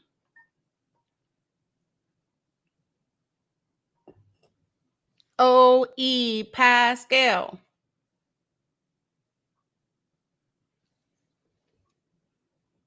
I'm going to send you an invite to unmute. See if that helps. Can you hear me? I can hear you now. Okay, yeah, no, I was muted for whatever reason. just gotta vent a little bit. And it's not that I'm not taking any of your advice. I'm actually following you on my main account, but for whatever reason, my main account was hacked and still don't have access to it. So now I got to follow you on my backup account, but I've been listening to you for months. I Gotcha. think this is the second time around I've spoken to you. Okay. And so I have to vent because I watch a lot of these lives, not only by you, but other people as well, because I'm just trying to take in information. And like, I hear these MAGA supporters, and I'm just like, and I get it. We're all wired differently. We all take information in differently. But I'm like, when I hear some of the things that they say, so I'm like, so you want people to starve? Oh, I didn't say that. Yeah, but the words that you're saying, that would be the outcome if we went in the direction that you're just saying. People will starve, and they'll justify it and they'll spin it. And the rage that comes up, because I'm like, do you not realize that the way you're thinking, the way you're operating, and I know, and I've heard you say this is why we don't have good things. This is why we don't have nice things. It's you. It's your fault. Yeah, It's but you. but if you say that, are they listening to you? No. That's the reason. No. These are things that I kind of keep to myself because Gotcha. I know that it's gonna go nowhere. Right. But you do understand. Sometimes yeah. Mm-hmm. Go ahead. No, I was just gonna say sometimes I do have the capacity to be like, you know what? I think I can teach someone at this moment, but when I know I'm not feeling it, I just kind of like, oh, okay, I'm gonna leave you because I know I'm not in the right state of mind for me to try to explain these things to you in a way that you can kind of understand and that you don't feel like I'm attacking you. So like I try to gauge with myself and how I feel at the moment. Yeah. So here's what I will say about like just listening to you, right? So do you actually say to people, I'm not in the space where I could explain it to you in a way that, you could understand what I'm trying to say and communicate? Is that something that you say to people? I don't say out loud. That's more of an internal conversation that I have with myself. Okay. So, but you do say to them, so you want people to starve. And then they say, no, that's not what I said. And you say, well, that's what you voted for. Or that's what's going to happen if we go down this road. No. I'm not that aggressive about it, but like I probably like in some situations get them to see the other side of saying, well, okay, so if it did go down that way, then this would be the result if we decided to do things that's in that particular way. Okay, so yeah. Let me share this with you all. Do not ask a question that that you don't know the answer to. And if you know the answer to it, it needs to be a question that gets your person to say yes, not no. So this is like basic sales, okay? You want someone to get into the pattern of saying yes, right? Because the more that they get into the pattern of saying yes, the easier it becomes, right? So it's not a question of, so you want people to starve because that's the way that this bill is going to happen. It's not that. It's not, do you agree that if it happens like this, people are going to starve? That's not what you want to say. You don't want them to say yes to the negative. It is literally this. So can we agree that most of us want our friends and our neighbors to all have food to eat 3 meals a day? What are they going to say? Yeah, of course we do. Of course we do. So, this idea that somebody's right and somebody's wrong, I don't think it's helpful. Can we agree that it's not helpful? No, yes. It's not. And like sometimes I get like, again, I get frustrated. And I mean, I've done on my main account, I've done like videos. I mean, obviously I'm nowhere near as popular as you, but I've done videos and, I've had vented like my frustrations of like, I don't know. I just feel like, how do I word this? How do I word it? Just feel kind of like frustrated, like I do, Rebecca. I don't know. I'm trying to find the right words, and I had it, and it kind of left me. I'm just like, Oh God, I'm sorry. I'm having a brain fart. That's okay. About that. Yeah, no worries. I was So trying to collect my thoughts and I couldn't. yeah. So here's the thing. So when I want to have these conversations and really get with somebody, I am not trying to change their mind. I mean, it's great if I do, but what I'm really wanting is to establish some sort of connection, some sort of understanding that helps them see me not as the opposition, but somebody just like them. Period. I need for y'all to stop saying I'm patient. I need for y'all to stop saying that, because I am not somebody that's like, oh, I have a lot of patience, because no. Here's what it is the only reason you become impatient is if you are trying to get someone to a particular place and you want them to get there fast. I'm not impatient because I don't have a set destination that I'm trying to reach. I am literally just in the moment, watching the scenery as we are on this journey together. You are becoming impatient because you have a place where you're trying to get them. I'm not impatient because I don't know where this journey is going to take us. The only thing is looking for connection and expressing in a way that gains agreement in terms of connection, right? So that's the right, Shannon, no agenda. What if you're kind of polite and they are still belligerent? Nene, that happens to me every day. That happens to me every day. Where I'm kind of polite and somebody's belligerent. There's not a right answer to that. It's going to depend on the person, because sometimes I match energy. Sometimes, sometimes okay, let me see how I can say this. Sometimes, instead of matching energy, I just give them a little jab and they realize, oh shit, I didn't realize. You know how something, you just be like, damn, where'd that come from? I just give them a little jab, just let them know, listen, don't get it twisted. Like I can give you an upper hook. I can give you a right cross. I can give you a punch to the kidneys. I would prefer to just, I would prefer for us to just dance around the ring. So if you get a little close or you get a little aggressive, I'm gonna give you a little jab, like Floyd Mayweather. Floyd don't like to stand in the ring and fight. Floyd Mayweather is not a fighter; he's a boxer, right? So the idea is not to Arturo Gotti someone, but to Floyd Mayweather them. Now, if y'all don't know boxing, I can't help you. I'm just kidding. No, but Arturo Gotti was my man all day long, right? Yeah, just a little tap. Just a little tap. Let them know, hey, you might not want to do that, right? But that's the difference in those conversations. And so there's no set answer. It's just listening to know how to handle them. Yeah, baby.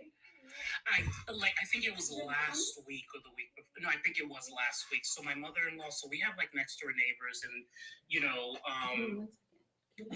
they're kind of they're older. So go ahead, I'm listening. Mila's gonna show me something. No, I just want to make sure I didn't want to interrupt. Did you spill it? So like, you need more? You need more. Okay, hold on, y'all. She said, I need some more syrup for my French toast sticks. That's what she said. Okay, I'll wait. Here, girl.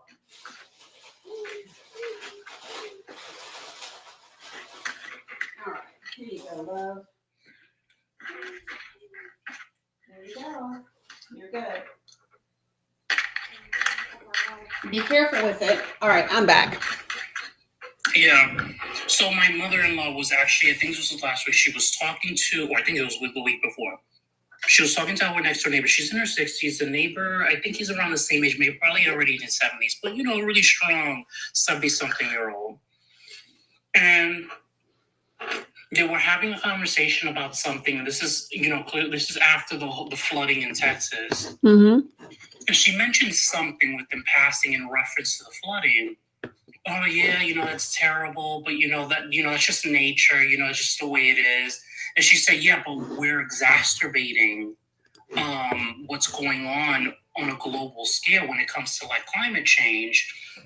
And his response is, oh well, climate change. We've always dealt with climate change. Like, oh, it's already broken. Might as well just deal with it. And I'll tell you. And I remember her telling me that, and there was this rage that came up in me, and this is why. It really irritates me when, and no offense, and I'm not trying to be ageist, but it really irritates me when like older people make comments like that, like, oh, it's already broken, you can't fix it. Because it's like, if everything goes according to plan, and most of us pass in our 70s and our 80s, that means you are closer to leaving and transitioning. I'm in my 40s. I still got a couple of decades in me. So it's like, as long as you were okay, everything worked out for you, screw everybody else. And, oh, climate change, oh, we always dealt with that. And it just pisses me off. So you guys hogged up everything. You made sure everything was great for you guys, and then just screw the rest of the other generations. Bye, deuces. And it comes off like that. And there's a particular demographic that likes to answer questions like that, if you catch my drift. Well, I will tell you that I hear young white boys say it all the time. Yeah. Right. They're So regurgitating. Yeah, regurgitating what? Yeah. But here's my thing, right? I think that we miss the boat whenever we narrow it down to a particular age group, right? No, of course. No. Right. I know that's not across the board. Right. But I want. But in my experience. Right. Here's what I would say is that I think, okay, so for you to say that you feel rage come over you, I wonder what your definition of rage is, because rage is a very anger. Yeah, I mean it's a volatile word, right? And so my thing is this: I guess the question that I would ask you is, why do you give your power away so easily? Yeah, so I'm still trading myself on that, still working on the emotional intelligence part. Still growing, and still, so I'm the type of person that, like, sometimes I'm on the bandwagon and sometimes I fall off the bandwagon. So it just really depends when you catch me. There's sometimes that I'm like, you know what, I'm not gonna go there. And then other times I end up going there. So it was one of those situations where, like, I went in and it just really pissed me off. I'm not going to use the word rage because that is a very intense word, but it, like, really annoyed the crap out of me. I was like, really? So you got what you wanted, because, again, he's in the 70s, so you're getting ready to leave. I got about 40 more years to go. Mm-hmm. I'm like, so if there's no drinkable water and cleanable air, oh, well, you guys are just going to have to deal with that. Bye. And it's like the level of, like, selfishness. I'm like, oh, wow, okay.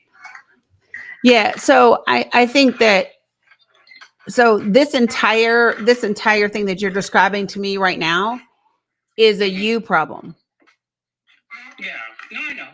Right. But so follow me. Okay. So, all right. So help me, because there's never a time when you can control what somebody else thinks and does. Right. You can only influence those things. And I think so for me, remember we were talking about this the other day, and I was talking about how many people don't even have the discipline to mind their own words and mind their own thought. Mm-hmm. Like, people say negative things all the time that they don't want to manifest, but they state them as if they are a fact, right? I see people say, we'll hear something that Trump did, and people say, oh, he's going to get off. Why in the hell would you say that? It's not a thing you want to have happen, right? And so my thing is this, is that, the only solution to this is for each of us as an individual to be able to be disciplined enough with our own mind, with our own thoughts, with our own words. And then what happens as a byproduct of that is that you are also disciplined in your emotion. So it's one of the reasons why I can get in the moment with someone who's like taking me somewhere on here, and I'm like, okay, I'm willing to match your energy right now, right? And as soon as I'm done matching that energy for the benefit of whoever else is in the room, I'm done. And it's because it wasn't something that I felt for me, it was an impassioned discussion. But right, it might have been a passionate discussion, but I wasn't angry at them. Right? I might have been passionate in the conversation, but I wasn't angry at the person, because I'm not going to give anybody that much power over me. Like, I get to determine how I feel. And so I just think that as we get into these types of conversations, I think we do tend to center ourselves. Okay, so this is why I always talk about the 4 agreements, y'all. Okay, the book, The 4 Agreements. I highly recommend everybody read it. I recommend that you read it more than once and that you read it slowly, because it's not a long read. And the reason I say this is because the 2nd agreement says, don't take anything personally, right? And what does that mean? When we say don't take anything personally, that means good or bad. And so for me, and the reason why this part is difficult is because from the time that we're little, we think it's about us. So check this out. When we're little kids, right? And your mom comes home from work, and you're like, you know, when you're a toddler and you're like, oh, mommy, and you get all excited and you whatever, right? And she picks you up and she's like, hey, baby, da da da da. Life is great. And that's what she does every day when she picks you up from daycare, right? Or she comes home from work. And the minute that she comes into the house and you do your little dance and you're like, mommy, and she just is like, hey, babe, and she doesn't respond to you in that normal way, we immediately think, okay, what did I do wrong? Did I not say the mommy right? Like, what is she upset with me about? What thing did I do? Like, that is human nature to ask what you did. But the reality is that it most likely has nothing to do with you. We don't think about the fact that maybe mommy lost her job that day. Maybe mommy found out daddy was cheating that day. Maybe mommy, got a flat tire that day. That typically tends to be, we center ourselves. And so the practice is not centering yourself and making it about you. Because if it's not about you, there's no need to be angry. He's not saying, so like your reaction is that when he says, oh, we've always dealt with climate change, you made it about you. And your response was, oh, well, you're older, you're going to be out of here and you're leaving this for me. You took it personal. It was a personal affront to you that this person who is further ahead in years than you is disregarding something that will have a negative impact on you later in life. When I bet you money, that thought process, the intentionality of your thought never even crossed their mind. I can promise you, when that person said, oh, we've always dealt with climate change, they weren't thinking, oh, well, it was good for me, it doesn't matter if it goes bad for y'all. So you got to ask yourself, why did you hear it that way? Yeah. So I was, so definitely, obviously I was kind of like thinking about myself in that scenario, but I was also thinking about other people as well. I'm like, wait a minute, I have younger cousins. But why are you making it about that? Me and my... But why? The question is, why are you making it about that person causing you because I mean, really, do you think that was that person's point? When they say we've always had climate change, do you really believe that the intent of that statement was fuck you and your cousins? The climate was okay for me. If it goes bad for you, it doesn't matter. No. So okay, I know that wasn't his intention. But so the thing is that it was, for me, what got to me was the lack of like, wow, and mind you, he has grandkids. So I'm like, you're not. Yeah, but you made it. He's not thinking about that he didn't mean that. But listen, so this is my point. So you're not asking him about what he meant. Your interpretation was automatically that. He did not imply that he was dismissing anything. His statement may indicate that he really just believes that climate change has always happened and that they've always been told it was bad and it's never ever going to be a thing. Like, that may have been his intent. So instead of clarifying what he meant by that statement, you took it to its furthest level of callousness, right? and you made it about him not caring about other people when that's not what he said. So you got to ask yourself, what is it about you that made you hear it the way you heard it? Oh God, that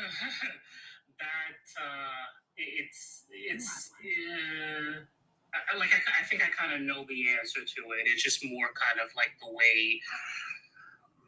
I think it kind of struck a nerve in me because I guess it was kind of like because I'm an older millennial, so like I'm at that cusp of right there of being a Gen Xer, millennial, and I think we can recall how many of us were raised, and so like I do admit that there's a part of me that has a lack of trust in like the older generation, where like they've done things to kind of like let us down. So for me, it's a reminder of like, damn, and you guys are still doing it again.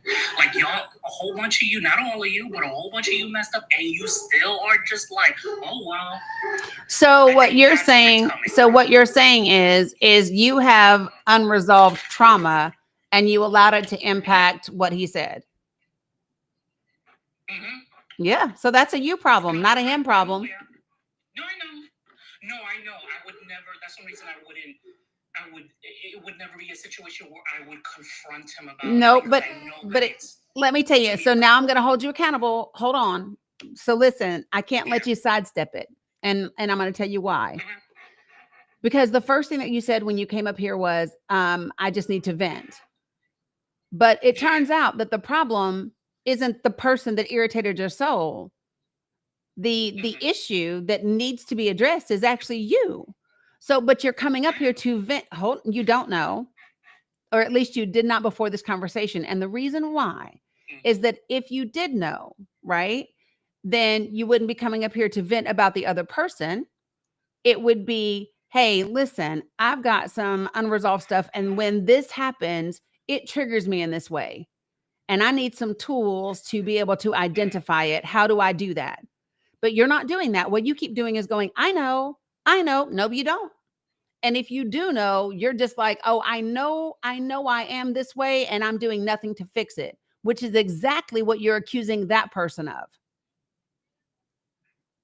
That is why it irritates you, because it reminds you of what you are not doing within yourself.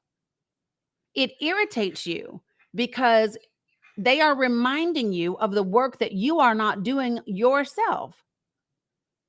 But it's much easier to be angry about the work that they haven't done than it is to actually do the work that you need to do.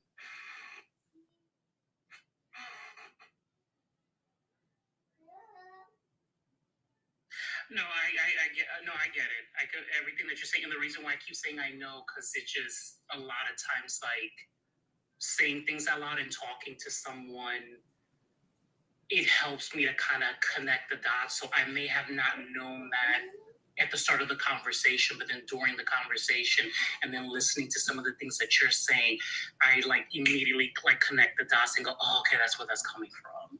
So when I say I know, it's this internal dialogue of me like that I'm having with myself, and I'm like connecting the dots as you're speaking. I'm like, oh, that's where that's coming from. Okay. That's why I say I know. So I guess what I would ask you is, now that you know where it's coming from, what are some potential solutions for it? That's a good question. Definitely need to like sit in it and like really just kind of dissect it. I know I had spoken to my psychiatrist because I definitely would love to go to therapy. So I have a psychiatrist, but I don't have a therapist. Mm-hmm. And like those are issues that I like really want to talk about to really like help me find some like tools, because I know that I'm the type of person sometimes I ruminate a little too much, especially like if you just like really piss me off, like I'm already just kind of like ugh. And like a situation like that, again, it shouldn't get to me, because I should know that it is a me issue. Mm-hmm. Like it's a me issue. It has nothing to do with him. He triggered something in me because, again, given my own personal experiences, a lot of times dealing with older people, it's always kind of been like that. Like, oh, so for me, again, the way I interpret it is like, oh, so you're literally giving the rest of us the middle finger. But I know that's not what was in his mind. That's a story that I created. So Amy's saying exactly what I was waiting on you to finish. So listen, we don't should on ourselves around here. When you should on yourself, you should on yourself. When you say I should do this, it means that you are passing judgment on you. And the reality is if you could have done something different in that moment, you would have done something different. Right? Yeah. So when you say, so reflection, so here's the difference between reflection and regret. All right. Mhm. When you reflect on yourself and you go, oh, look at this. These are things that I could do differently. That's reflection. When you look at yourself and you go, I should have done this differently. That is reflection. And you've now gone into judgment on how you did it. And now you're shitting on yourself.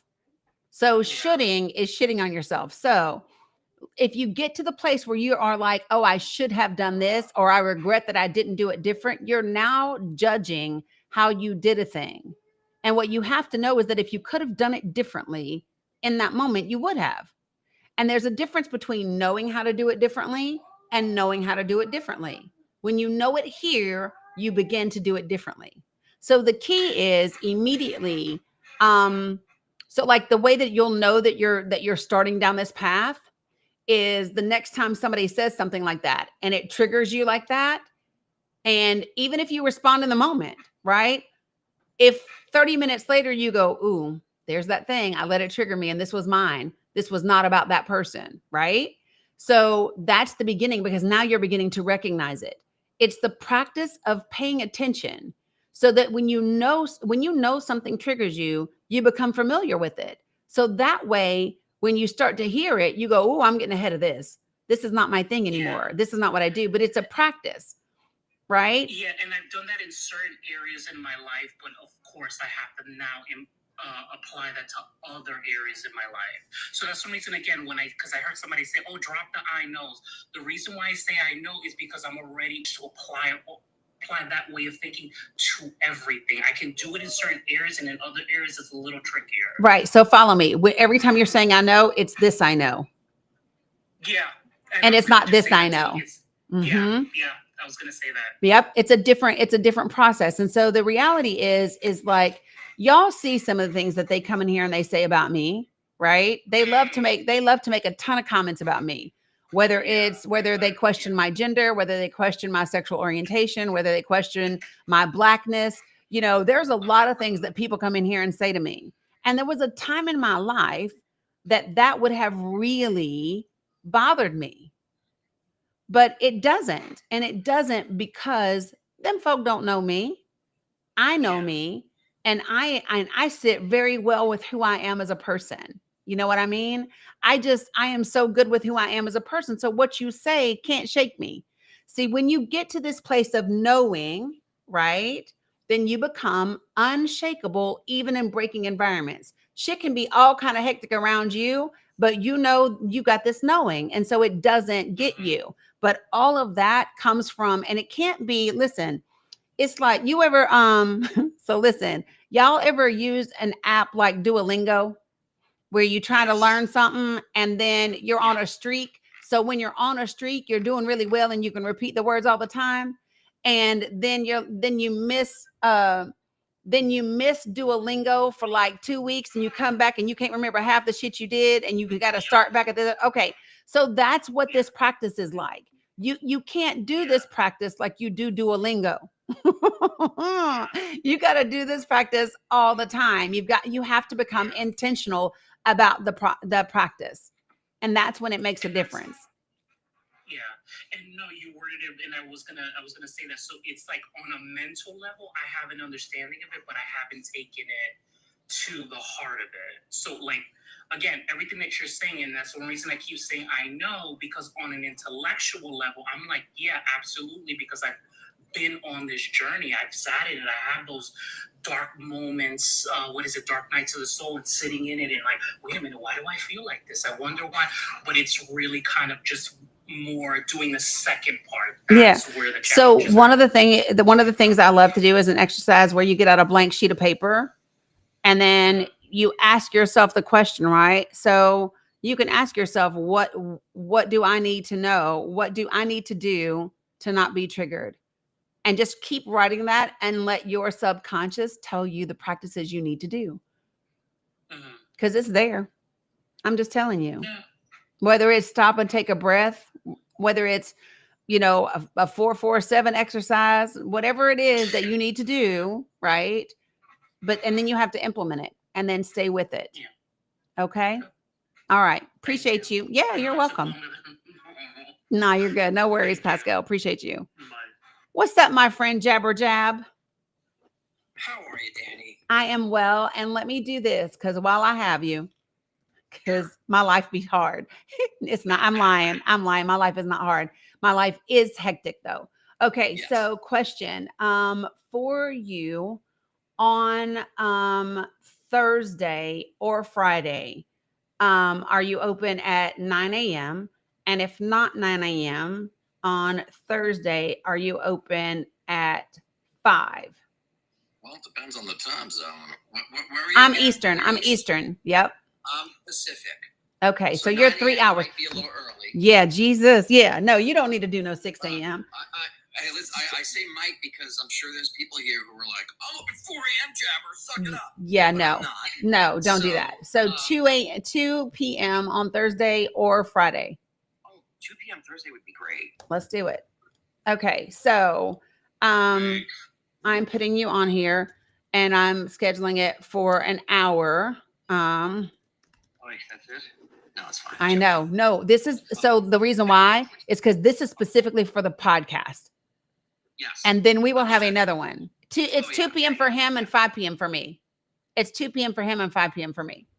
I appreciate y'all. Fabulous. Yep. So then I know that I have your number but just also send me your email so that I can send you the invite. I will. I got you. See, if I don't do it right now. Yay. Okay. I'm the same way. Yep. I'm trying to fill up my calendar a little bit better than I have been. Got that. And part of it is because of what we're talking about today. So, Okay. if anybody needs this, it has been me for sure. Yes to everything, that you just talked about with Pascal. Mm-hmm. Pascal. Mm-hmm. I have had to keep this phrase in mind, subjective reality, for the last few weeks. I've really had to, there's just no choice sometimes. You have to, it is a me problem, right? When, it's regardless of how people react, I just have to be better at not making it necessarily a personal thing and understanding that, life is full of complexity. Yep. We are all walking contradictions. We're all walking hypocrites, so to speak. And that's a probably too negative a term, but we're contradictions, right? We are constantly dealing with contradictory thoughts, ideas. We latch onto things that are not necessarily good for us. We hold two competing ideas in our heads at the same time. And I have absolutely been in the shaming business the last year and a half. Gotcha. I have not wanted to be. I could give you the excuse for it. So let me give you the excuse for it. Okay. Right. The excuse for it is that I sort of stumbled into anti-racist work, 7 years ago. And by the way, I say none of this because I'm looking for cookies or pats on the back from anybody. It just happened.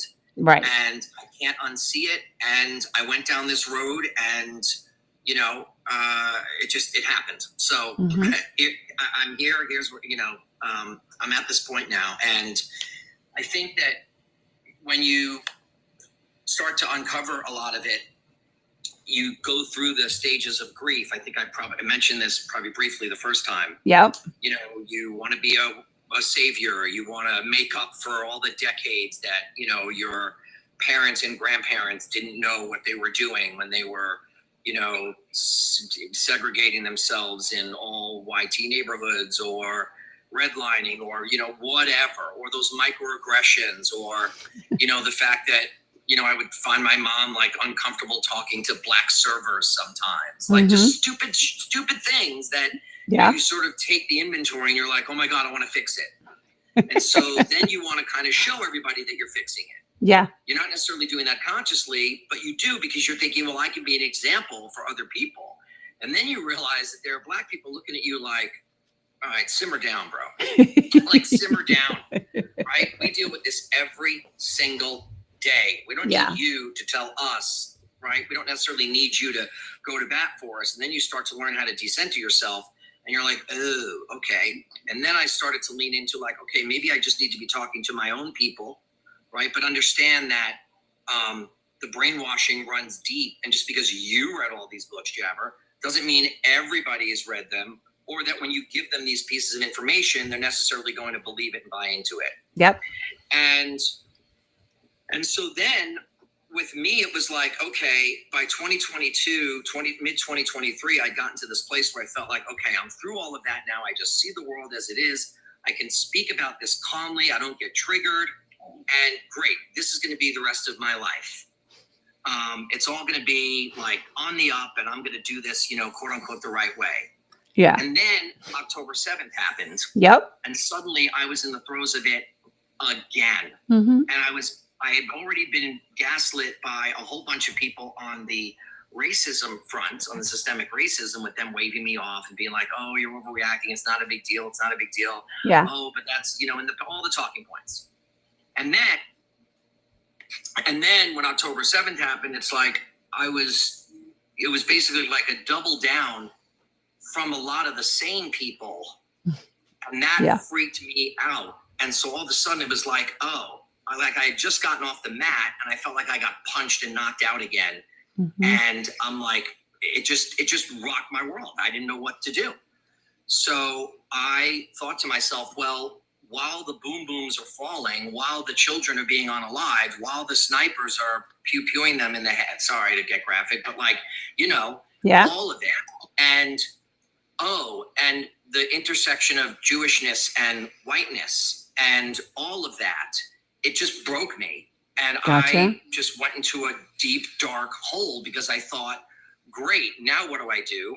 Because now I just think the entire world is shit and there's nothing I can do about it. And all my friends around me are dropping like flies because they think I'm insane and they're walking away. And what do I do now? Got it. And it took me about, I don't know, until a few months ago, really, to realize that like everybody has a subjective reality. And I had this with the help of therapy. And I even, full transparency, my therapist had said, would you be interested in group therapy? And I was like, sure. So I thought, I'd go once a week and I'd hang out with a bunch of people and I'd be like, hey, I'm Jabber. And, so I wouldn't use that name, although sometimes I do.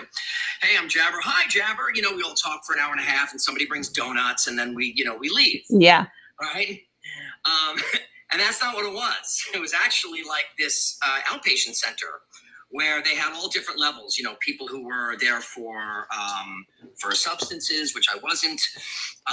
Just FYI, nothing, of course, wrong with that, but that's just not why I was there. Right. Most of the people there were just there for just general mental health issues. And it was 3 days a week. It was like a part-time job. And I did not know that going in. Yeah. But it was amazing because just listening to other people and just reading body language on other people, like walking in and knowing that, there were times where I would just walk in and not want to talk to anybody. And I would just kind of be there and then realizing that, oh, there are so many other people who are doing the same thing. And like, when I'm in a good mood and they're not, like, I have to read more body language. I have to understand how to really, truly give them their space and defer to other people in these conversations. And it was incredibly helpful. And, I'm still, I left. I mean, I stopped. I went for about 5 weeks consistent. It's in town here. Yeah. And, but then and some of it was online. And then I left it like 2 weeks ago. And, it was great. And it's still a work in progress because I find myself on alternate days thinking, okay, just have grace, have grace, have grace. And then you hear somebody using just busting out like the same old talking point, or they're on vacation in Majorca, but they have time to like send this meme about, hug your Jewish friends today. Sorry, by the way, I'm Ashkenazi Jewish, everyone, and I'm anti-Zionist, and I've had I'm sort of dealing with a lot of people who are just kind of going along with their lives, and you see that, and it just drives you crazy. Mm-hmm. But you also realize that yes, even though that person seems to have like the ultimate privileged life, it doesn't necessarily mean that they are responsible for every single minute of every day, like tending to the things that you feel are important, even if they are doing it in our name, even if they are doing that, like you said, ultimately, and I'm going to land the plane in another 30 seconds. Ultimately, it's like perfectionism. It's YT supremacy, perfectionism. It is centering myself, even though I say, like Pascal mentioned earlier, like I'm thinking about the children, I'm thinking about my niece and nephew. Yes, but and I also I end up centering myself. And so two things can be true at the same time. Yep. Yes, I can say undercover, right? I can take cover by saying that I am thinking about future generations. But what I'm really doing in this moment is potentially damaging what could be a very productive conversation. And it's my own impatience that has put me in this place. And Yep. so like it sounds great coming out of my mouth. I intellectually know a lot of this, and I am getting there emotionally, but it is a long road, and it's very difficult. First of all, I love that you're so self-aware, because many people choose not to be. But I started to smile because part of the things that you were saying, I wanted to chuckle at as soon as you said, when you recognize what you were doing, and then, you got on the other side of it, and I thought, oh, something's getting ready to come. And the reason why is, so this is my personal belief. My personal belief is that we are all here to learn unconditional love. I just think that we are here for that purpose. And I think that as a society and individually, we get challenges in our life that see how we are in that. And the minute that you think you have gotten it, then you get introduced to something else and goes, oh, really? Right. So, we integrate and people think, oh, great, racism is gone. And then it's like, really? What do you think? And so then you get Jim Crow, and then you get this, and then you get LGBTQ people, and then you get LGBTQ plus people, right? There's all these things that we keep getting introduced to push us and go, really? So you say that this is how you desire to be. Oh, you say you don't want to center yourself? Then I'm going to send you opportunities to not center yourself, right? So always remember that it's an opportunity to continue to grow. It's an opportunity every time. And one of the best things that you can ever do is to just fall in love with the process of the growth and release your attachment to the outcome. When you release your attachment to the outcome of every conversation, of every podcast, of every email, of every whatever, and you just simply fall in love with, I am doing the work that I am meant to do. I am doing all that I can. I am playing my part. And that's all you do. And then you just trust that the effort and the energy that you put out is going to accomplish what it's supposed to. Then there's no need to be impatient. Then there's no need to center myself, because I'm not attached to where we're going. I'm not attached to changing, this person's, I got you, Mia. It's all of those different things. And so, and I can tell you that when you say it's a long road, it's a lifelong road. This is the road. This is the road, folks, where whatever you are attempting to master now, whatever you are attempting in your life to become different at handling. And notice I did not say better at handling. There is no such thing as good, better, best. It is just different. And I keep saying this, on a day that I wake up, especially as a disabled veteran, right? If I wake up and my pain level is a 2, my best looks different than on the day that I wake up and my pain level is a 7. On a day that I wake up and I know I've got money in the bank and life is okay and I can provide for my family, my best looks different on a day where I'm like, holy shit, how am I going to make ends meet?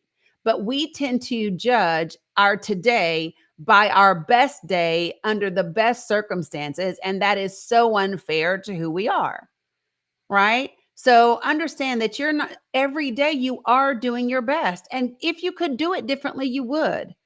And that best just looks different because you didn't have as much that day, right? And that is okay.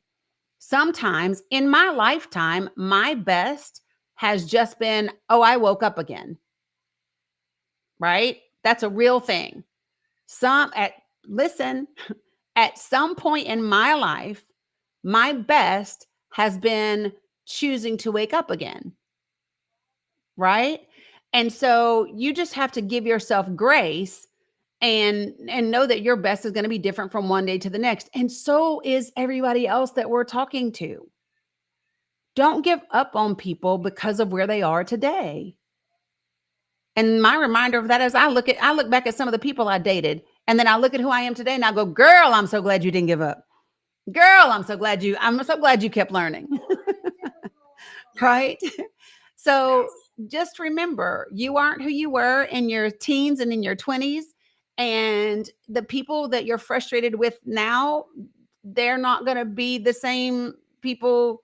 You know what I mean? So we have to do that, but it's always fall in love with the work, do the work, being unattached to the outcome, and know that you're always doing your best. And the journey doesn't ever end. When people say, oh, it's a long road, it is. It's a lifelong road. What's up, Lioness Queen? Yeah, I'll just put a button on it and then I'll hand it off to the next person. I so appreciate that because I think I've been telling myself, process over product, as far as like career and this new training company I've started, and even like with TikTok, I've always had there's always been hesitancy to like, do this live or that live. And, I scheduled one for later today. Mm-hmm. Not to promote myself, but hey, I do. I'm doing one at 4:00 Pacific today, 7 Eastern, on the book because I'm a big reader, and I'm like, you know what? This is where my strength is. This is where my power is in seeking this and reading, and So I said, all right, I'm just going to do it. I've done a handful of lives before.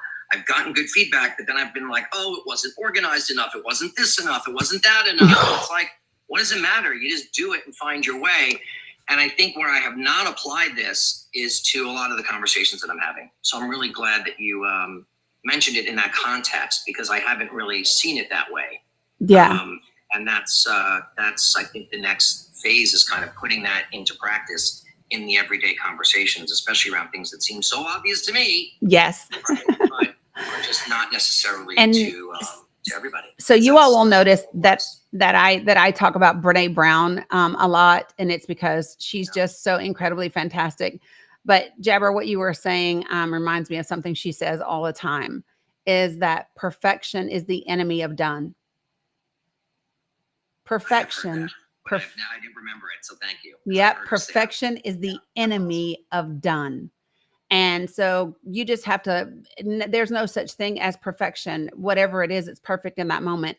I can promise y'all, when I get off this live, I do not think about not there. I'm not like, damn, I wish I'd have said this. I don't ever do that. When I get off this, I'm done. Because the other piece of this, listen, let me just tell y'all, the other piece of this is staying in the present moment. In the present moment, because if I'm present, then I'm not anxious because I'm not worried about tomorrow. And I'm not depressed because I'm not regretting yesterday. I'm in the present moment. Right? So. Yeah. Thank you. You're welcome, Jabs. Love you, mean it. Hopefully I'll be able to, you said 7 p.m. my time? 7 p.m. Eastern, 4 p.m. Pacific. I'll be talking about The Stolen Wealth of Slavery by David Montero. It's a case for reparations. It is a groundbreaking book. Michael Eric Dyson does an incredible forward to it that is really powerful and moving. And I highly, highly, highly recommend the book. It's just freaking awesome. Love it. Well, hopefully I'll get a chance to tune in. Appreciate you, Jabs. Jabber, before you leave, can I recommend a book? I don't know, I've been seeing you on this live for a couple weeks, and I know you talk a lot about books. Have you read The Color of Law by Richard Rothstein? I have. I've read it a couple of times, and it is. And thank you for recommending it for everybody here. Yes, yes, yes. It is amazing, and there's a follow-up as well that they just published. He and his daughter, Richard Rothstein and Leah Rothstein, called "Just Action," and it's kind of like The Color of Law talks about the actual, the laws and the problem, and Just Action actually provides a lot of really interesting solutions. And that was something that they were just really responded to from, reviews and feedback. And they're like, hey, what do you think? What do we do about this? And so he and his daughter, who was also a researcher, they just published, I think about a year and a half ago, the book Just Action. So thanks for that. Yeah, it's great. It's great. Awesome. You loved it? You loved it, Meg? Sorry. Yeah, I realized I just totally took. No, yes, it's a great book. And it's funny because when I was on here, I think less than a week ago or last week, there were a lot of Dani or one of your panelists had a whole bunch of rotating books. That was Jabber. Yeah, okay. That nice. was Jabber that had the books with all the rotating, but I didn't see that one. So that's why I was just curious about it. And that especially goes through the systemic aspects of it.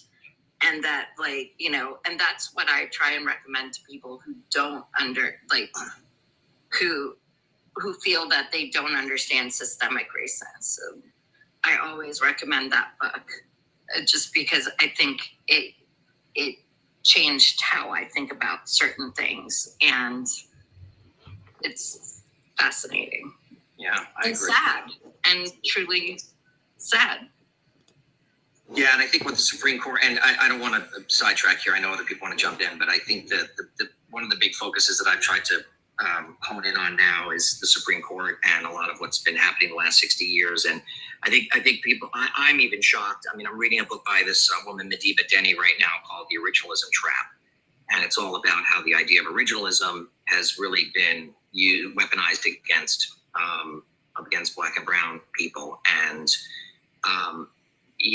we're in the throes of it right now, where they're stripping away a lot of, what we thought were basic civil rights. We just don't want to get it right. We've had 4 or 5 tries at this, and it's just clear that this country is not interested. But anyway, for another time, let's talk about mental health stuff. Thank you, and I'll talk to you soon. All right, appreciate you, Jabber. I just want to let everybody know that I have a hard stop in roughly 20 minutes because the kids have physical therapy today, and that is really that's a real hard stop. So just want to kind of let everybody know that. Go ahead, Meg. Is it Meg? Meg Halise? Megaliz. Megaliz. You can call me Liz. All right. It's been a while since I've been on up here, and I have in the last couple of weeks have been coming back into the TikTok fray. I have been out of it for a while, but I just I appreciate everything you do. Thank you. And I definitely have been relating to a lot of the stuff that you said and have talked about, and working on getting my frame of mind in the way that you are. And it was interesting because when before Jabber, the guy talking about the older the climate change and older people. Yeah. And it sort of struck a chord with me in relatability way, because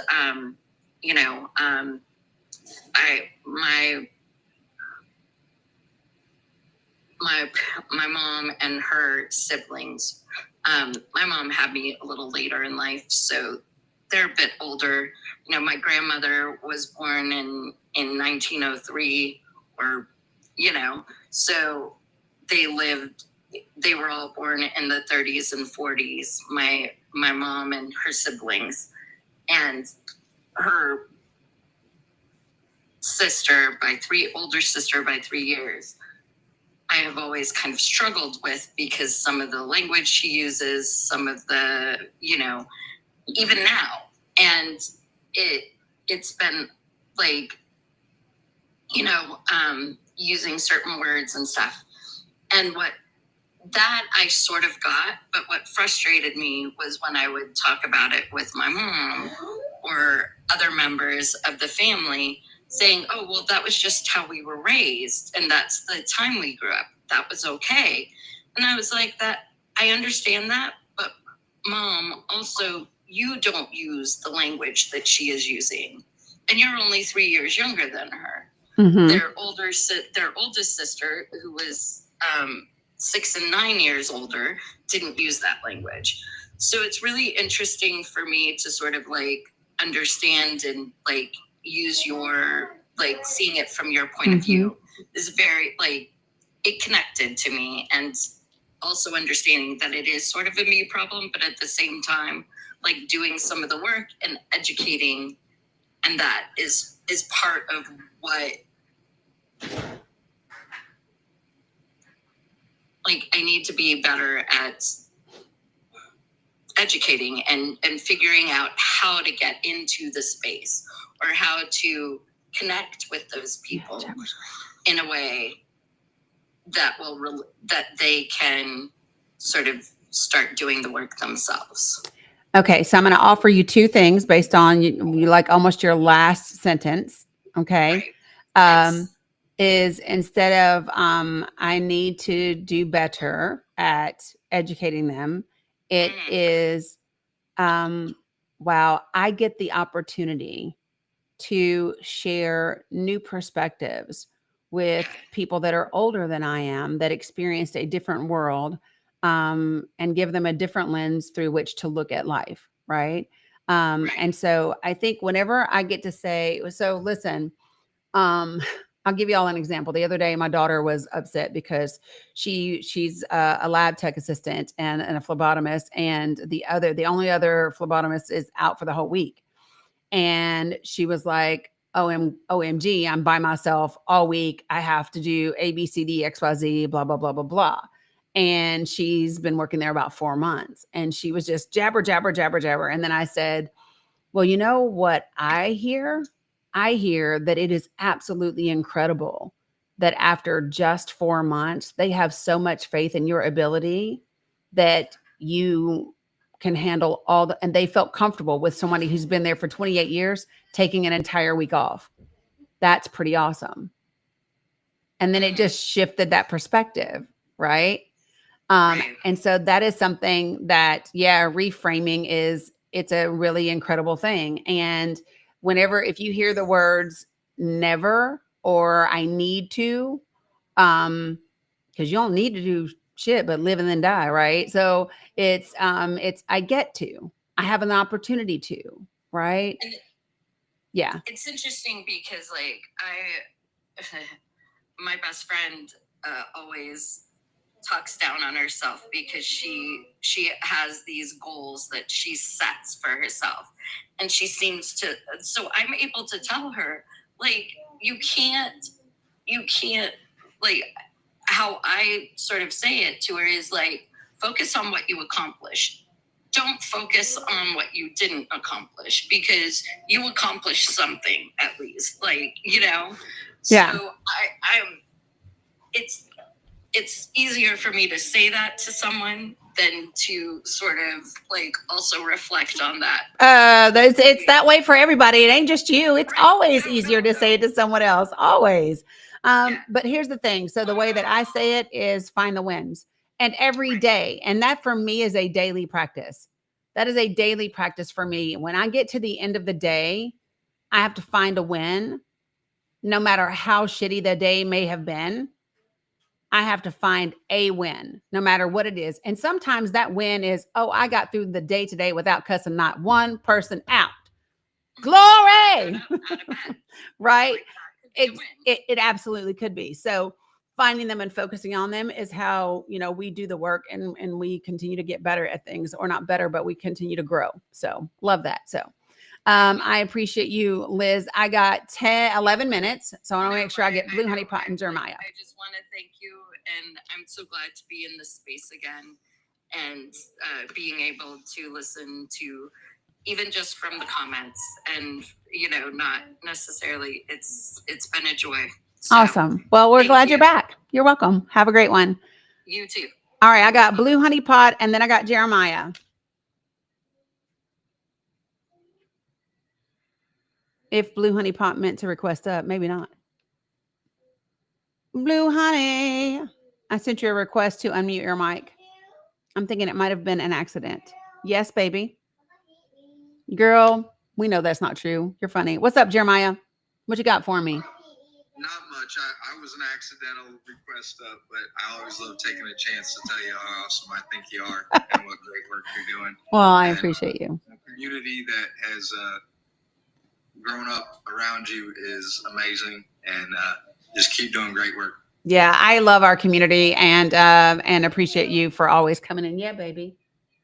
So can we just take like 2 seconds to acknowledge that Mila has been here this entire time, you guys, since I went live for 2.5 hours. So I appreciate you, Jeremiah. Yeah, she's done beautifully today. Yeah, baby. So appreciate you. I'm going to drop you. Yeah. Yeah, I can do. Look, they're giving you hearts. See the little hearts going up there? They said, Mila, you did great today. You were such a good girl while Tutu worked. Yeah, she's been here this entire time. Yeah. Yeah, I got you. Look at all the hearts. Look. Oh, look. They gave you a heart. Isn't that cute? They said, what a great job, Mila. You did fantastic, sis. Love that. Okay. Can you go tell Bubby that we got to get ready to go for physical therapy? Okay. All right. So,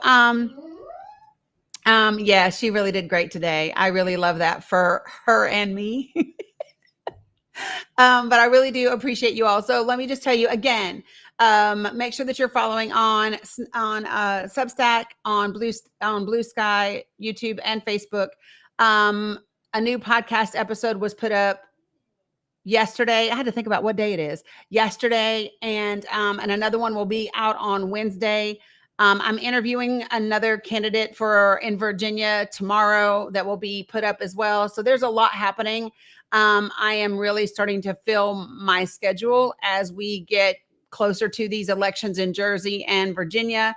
And so I'm attempting to kind of get everything done. So I appreciate all of you. It depends. I may or may not come back tonight because Jabber's going on at 7. But if I do, it will be at 8 o'clock. Okay. So if I do come back tonight, it will be 8 p.m. Eastern Standard Time. I appreciate you all very much. Make sure that you are in the Discord, people. And the podcast is the Dani Cook Show. It is absolutely on every podcast platform. So go take a listen and download. Love you, man.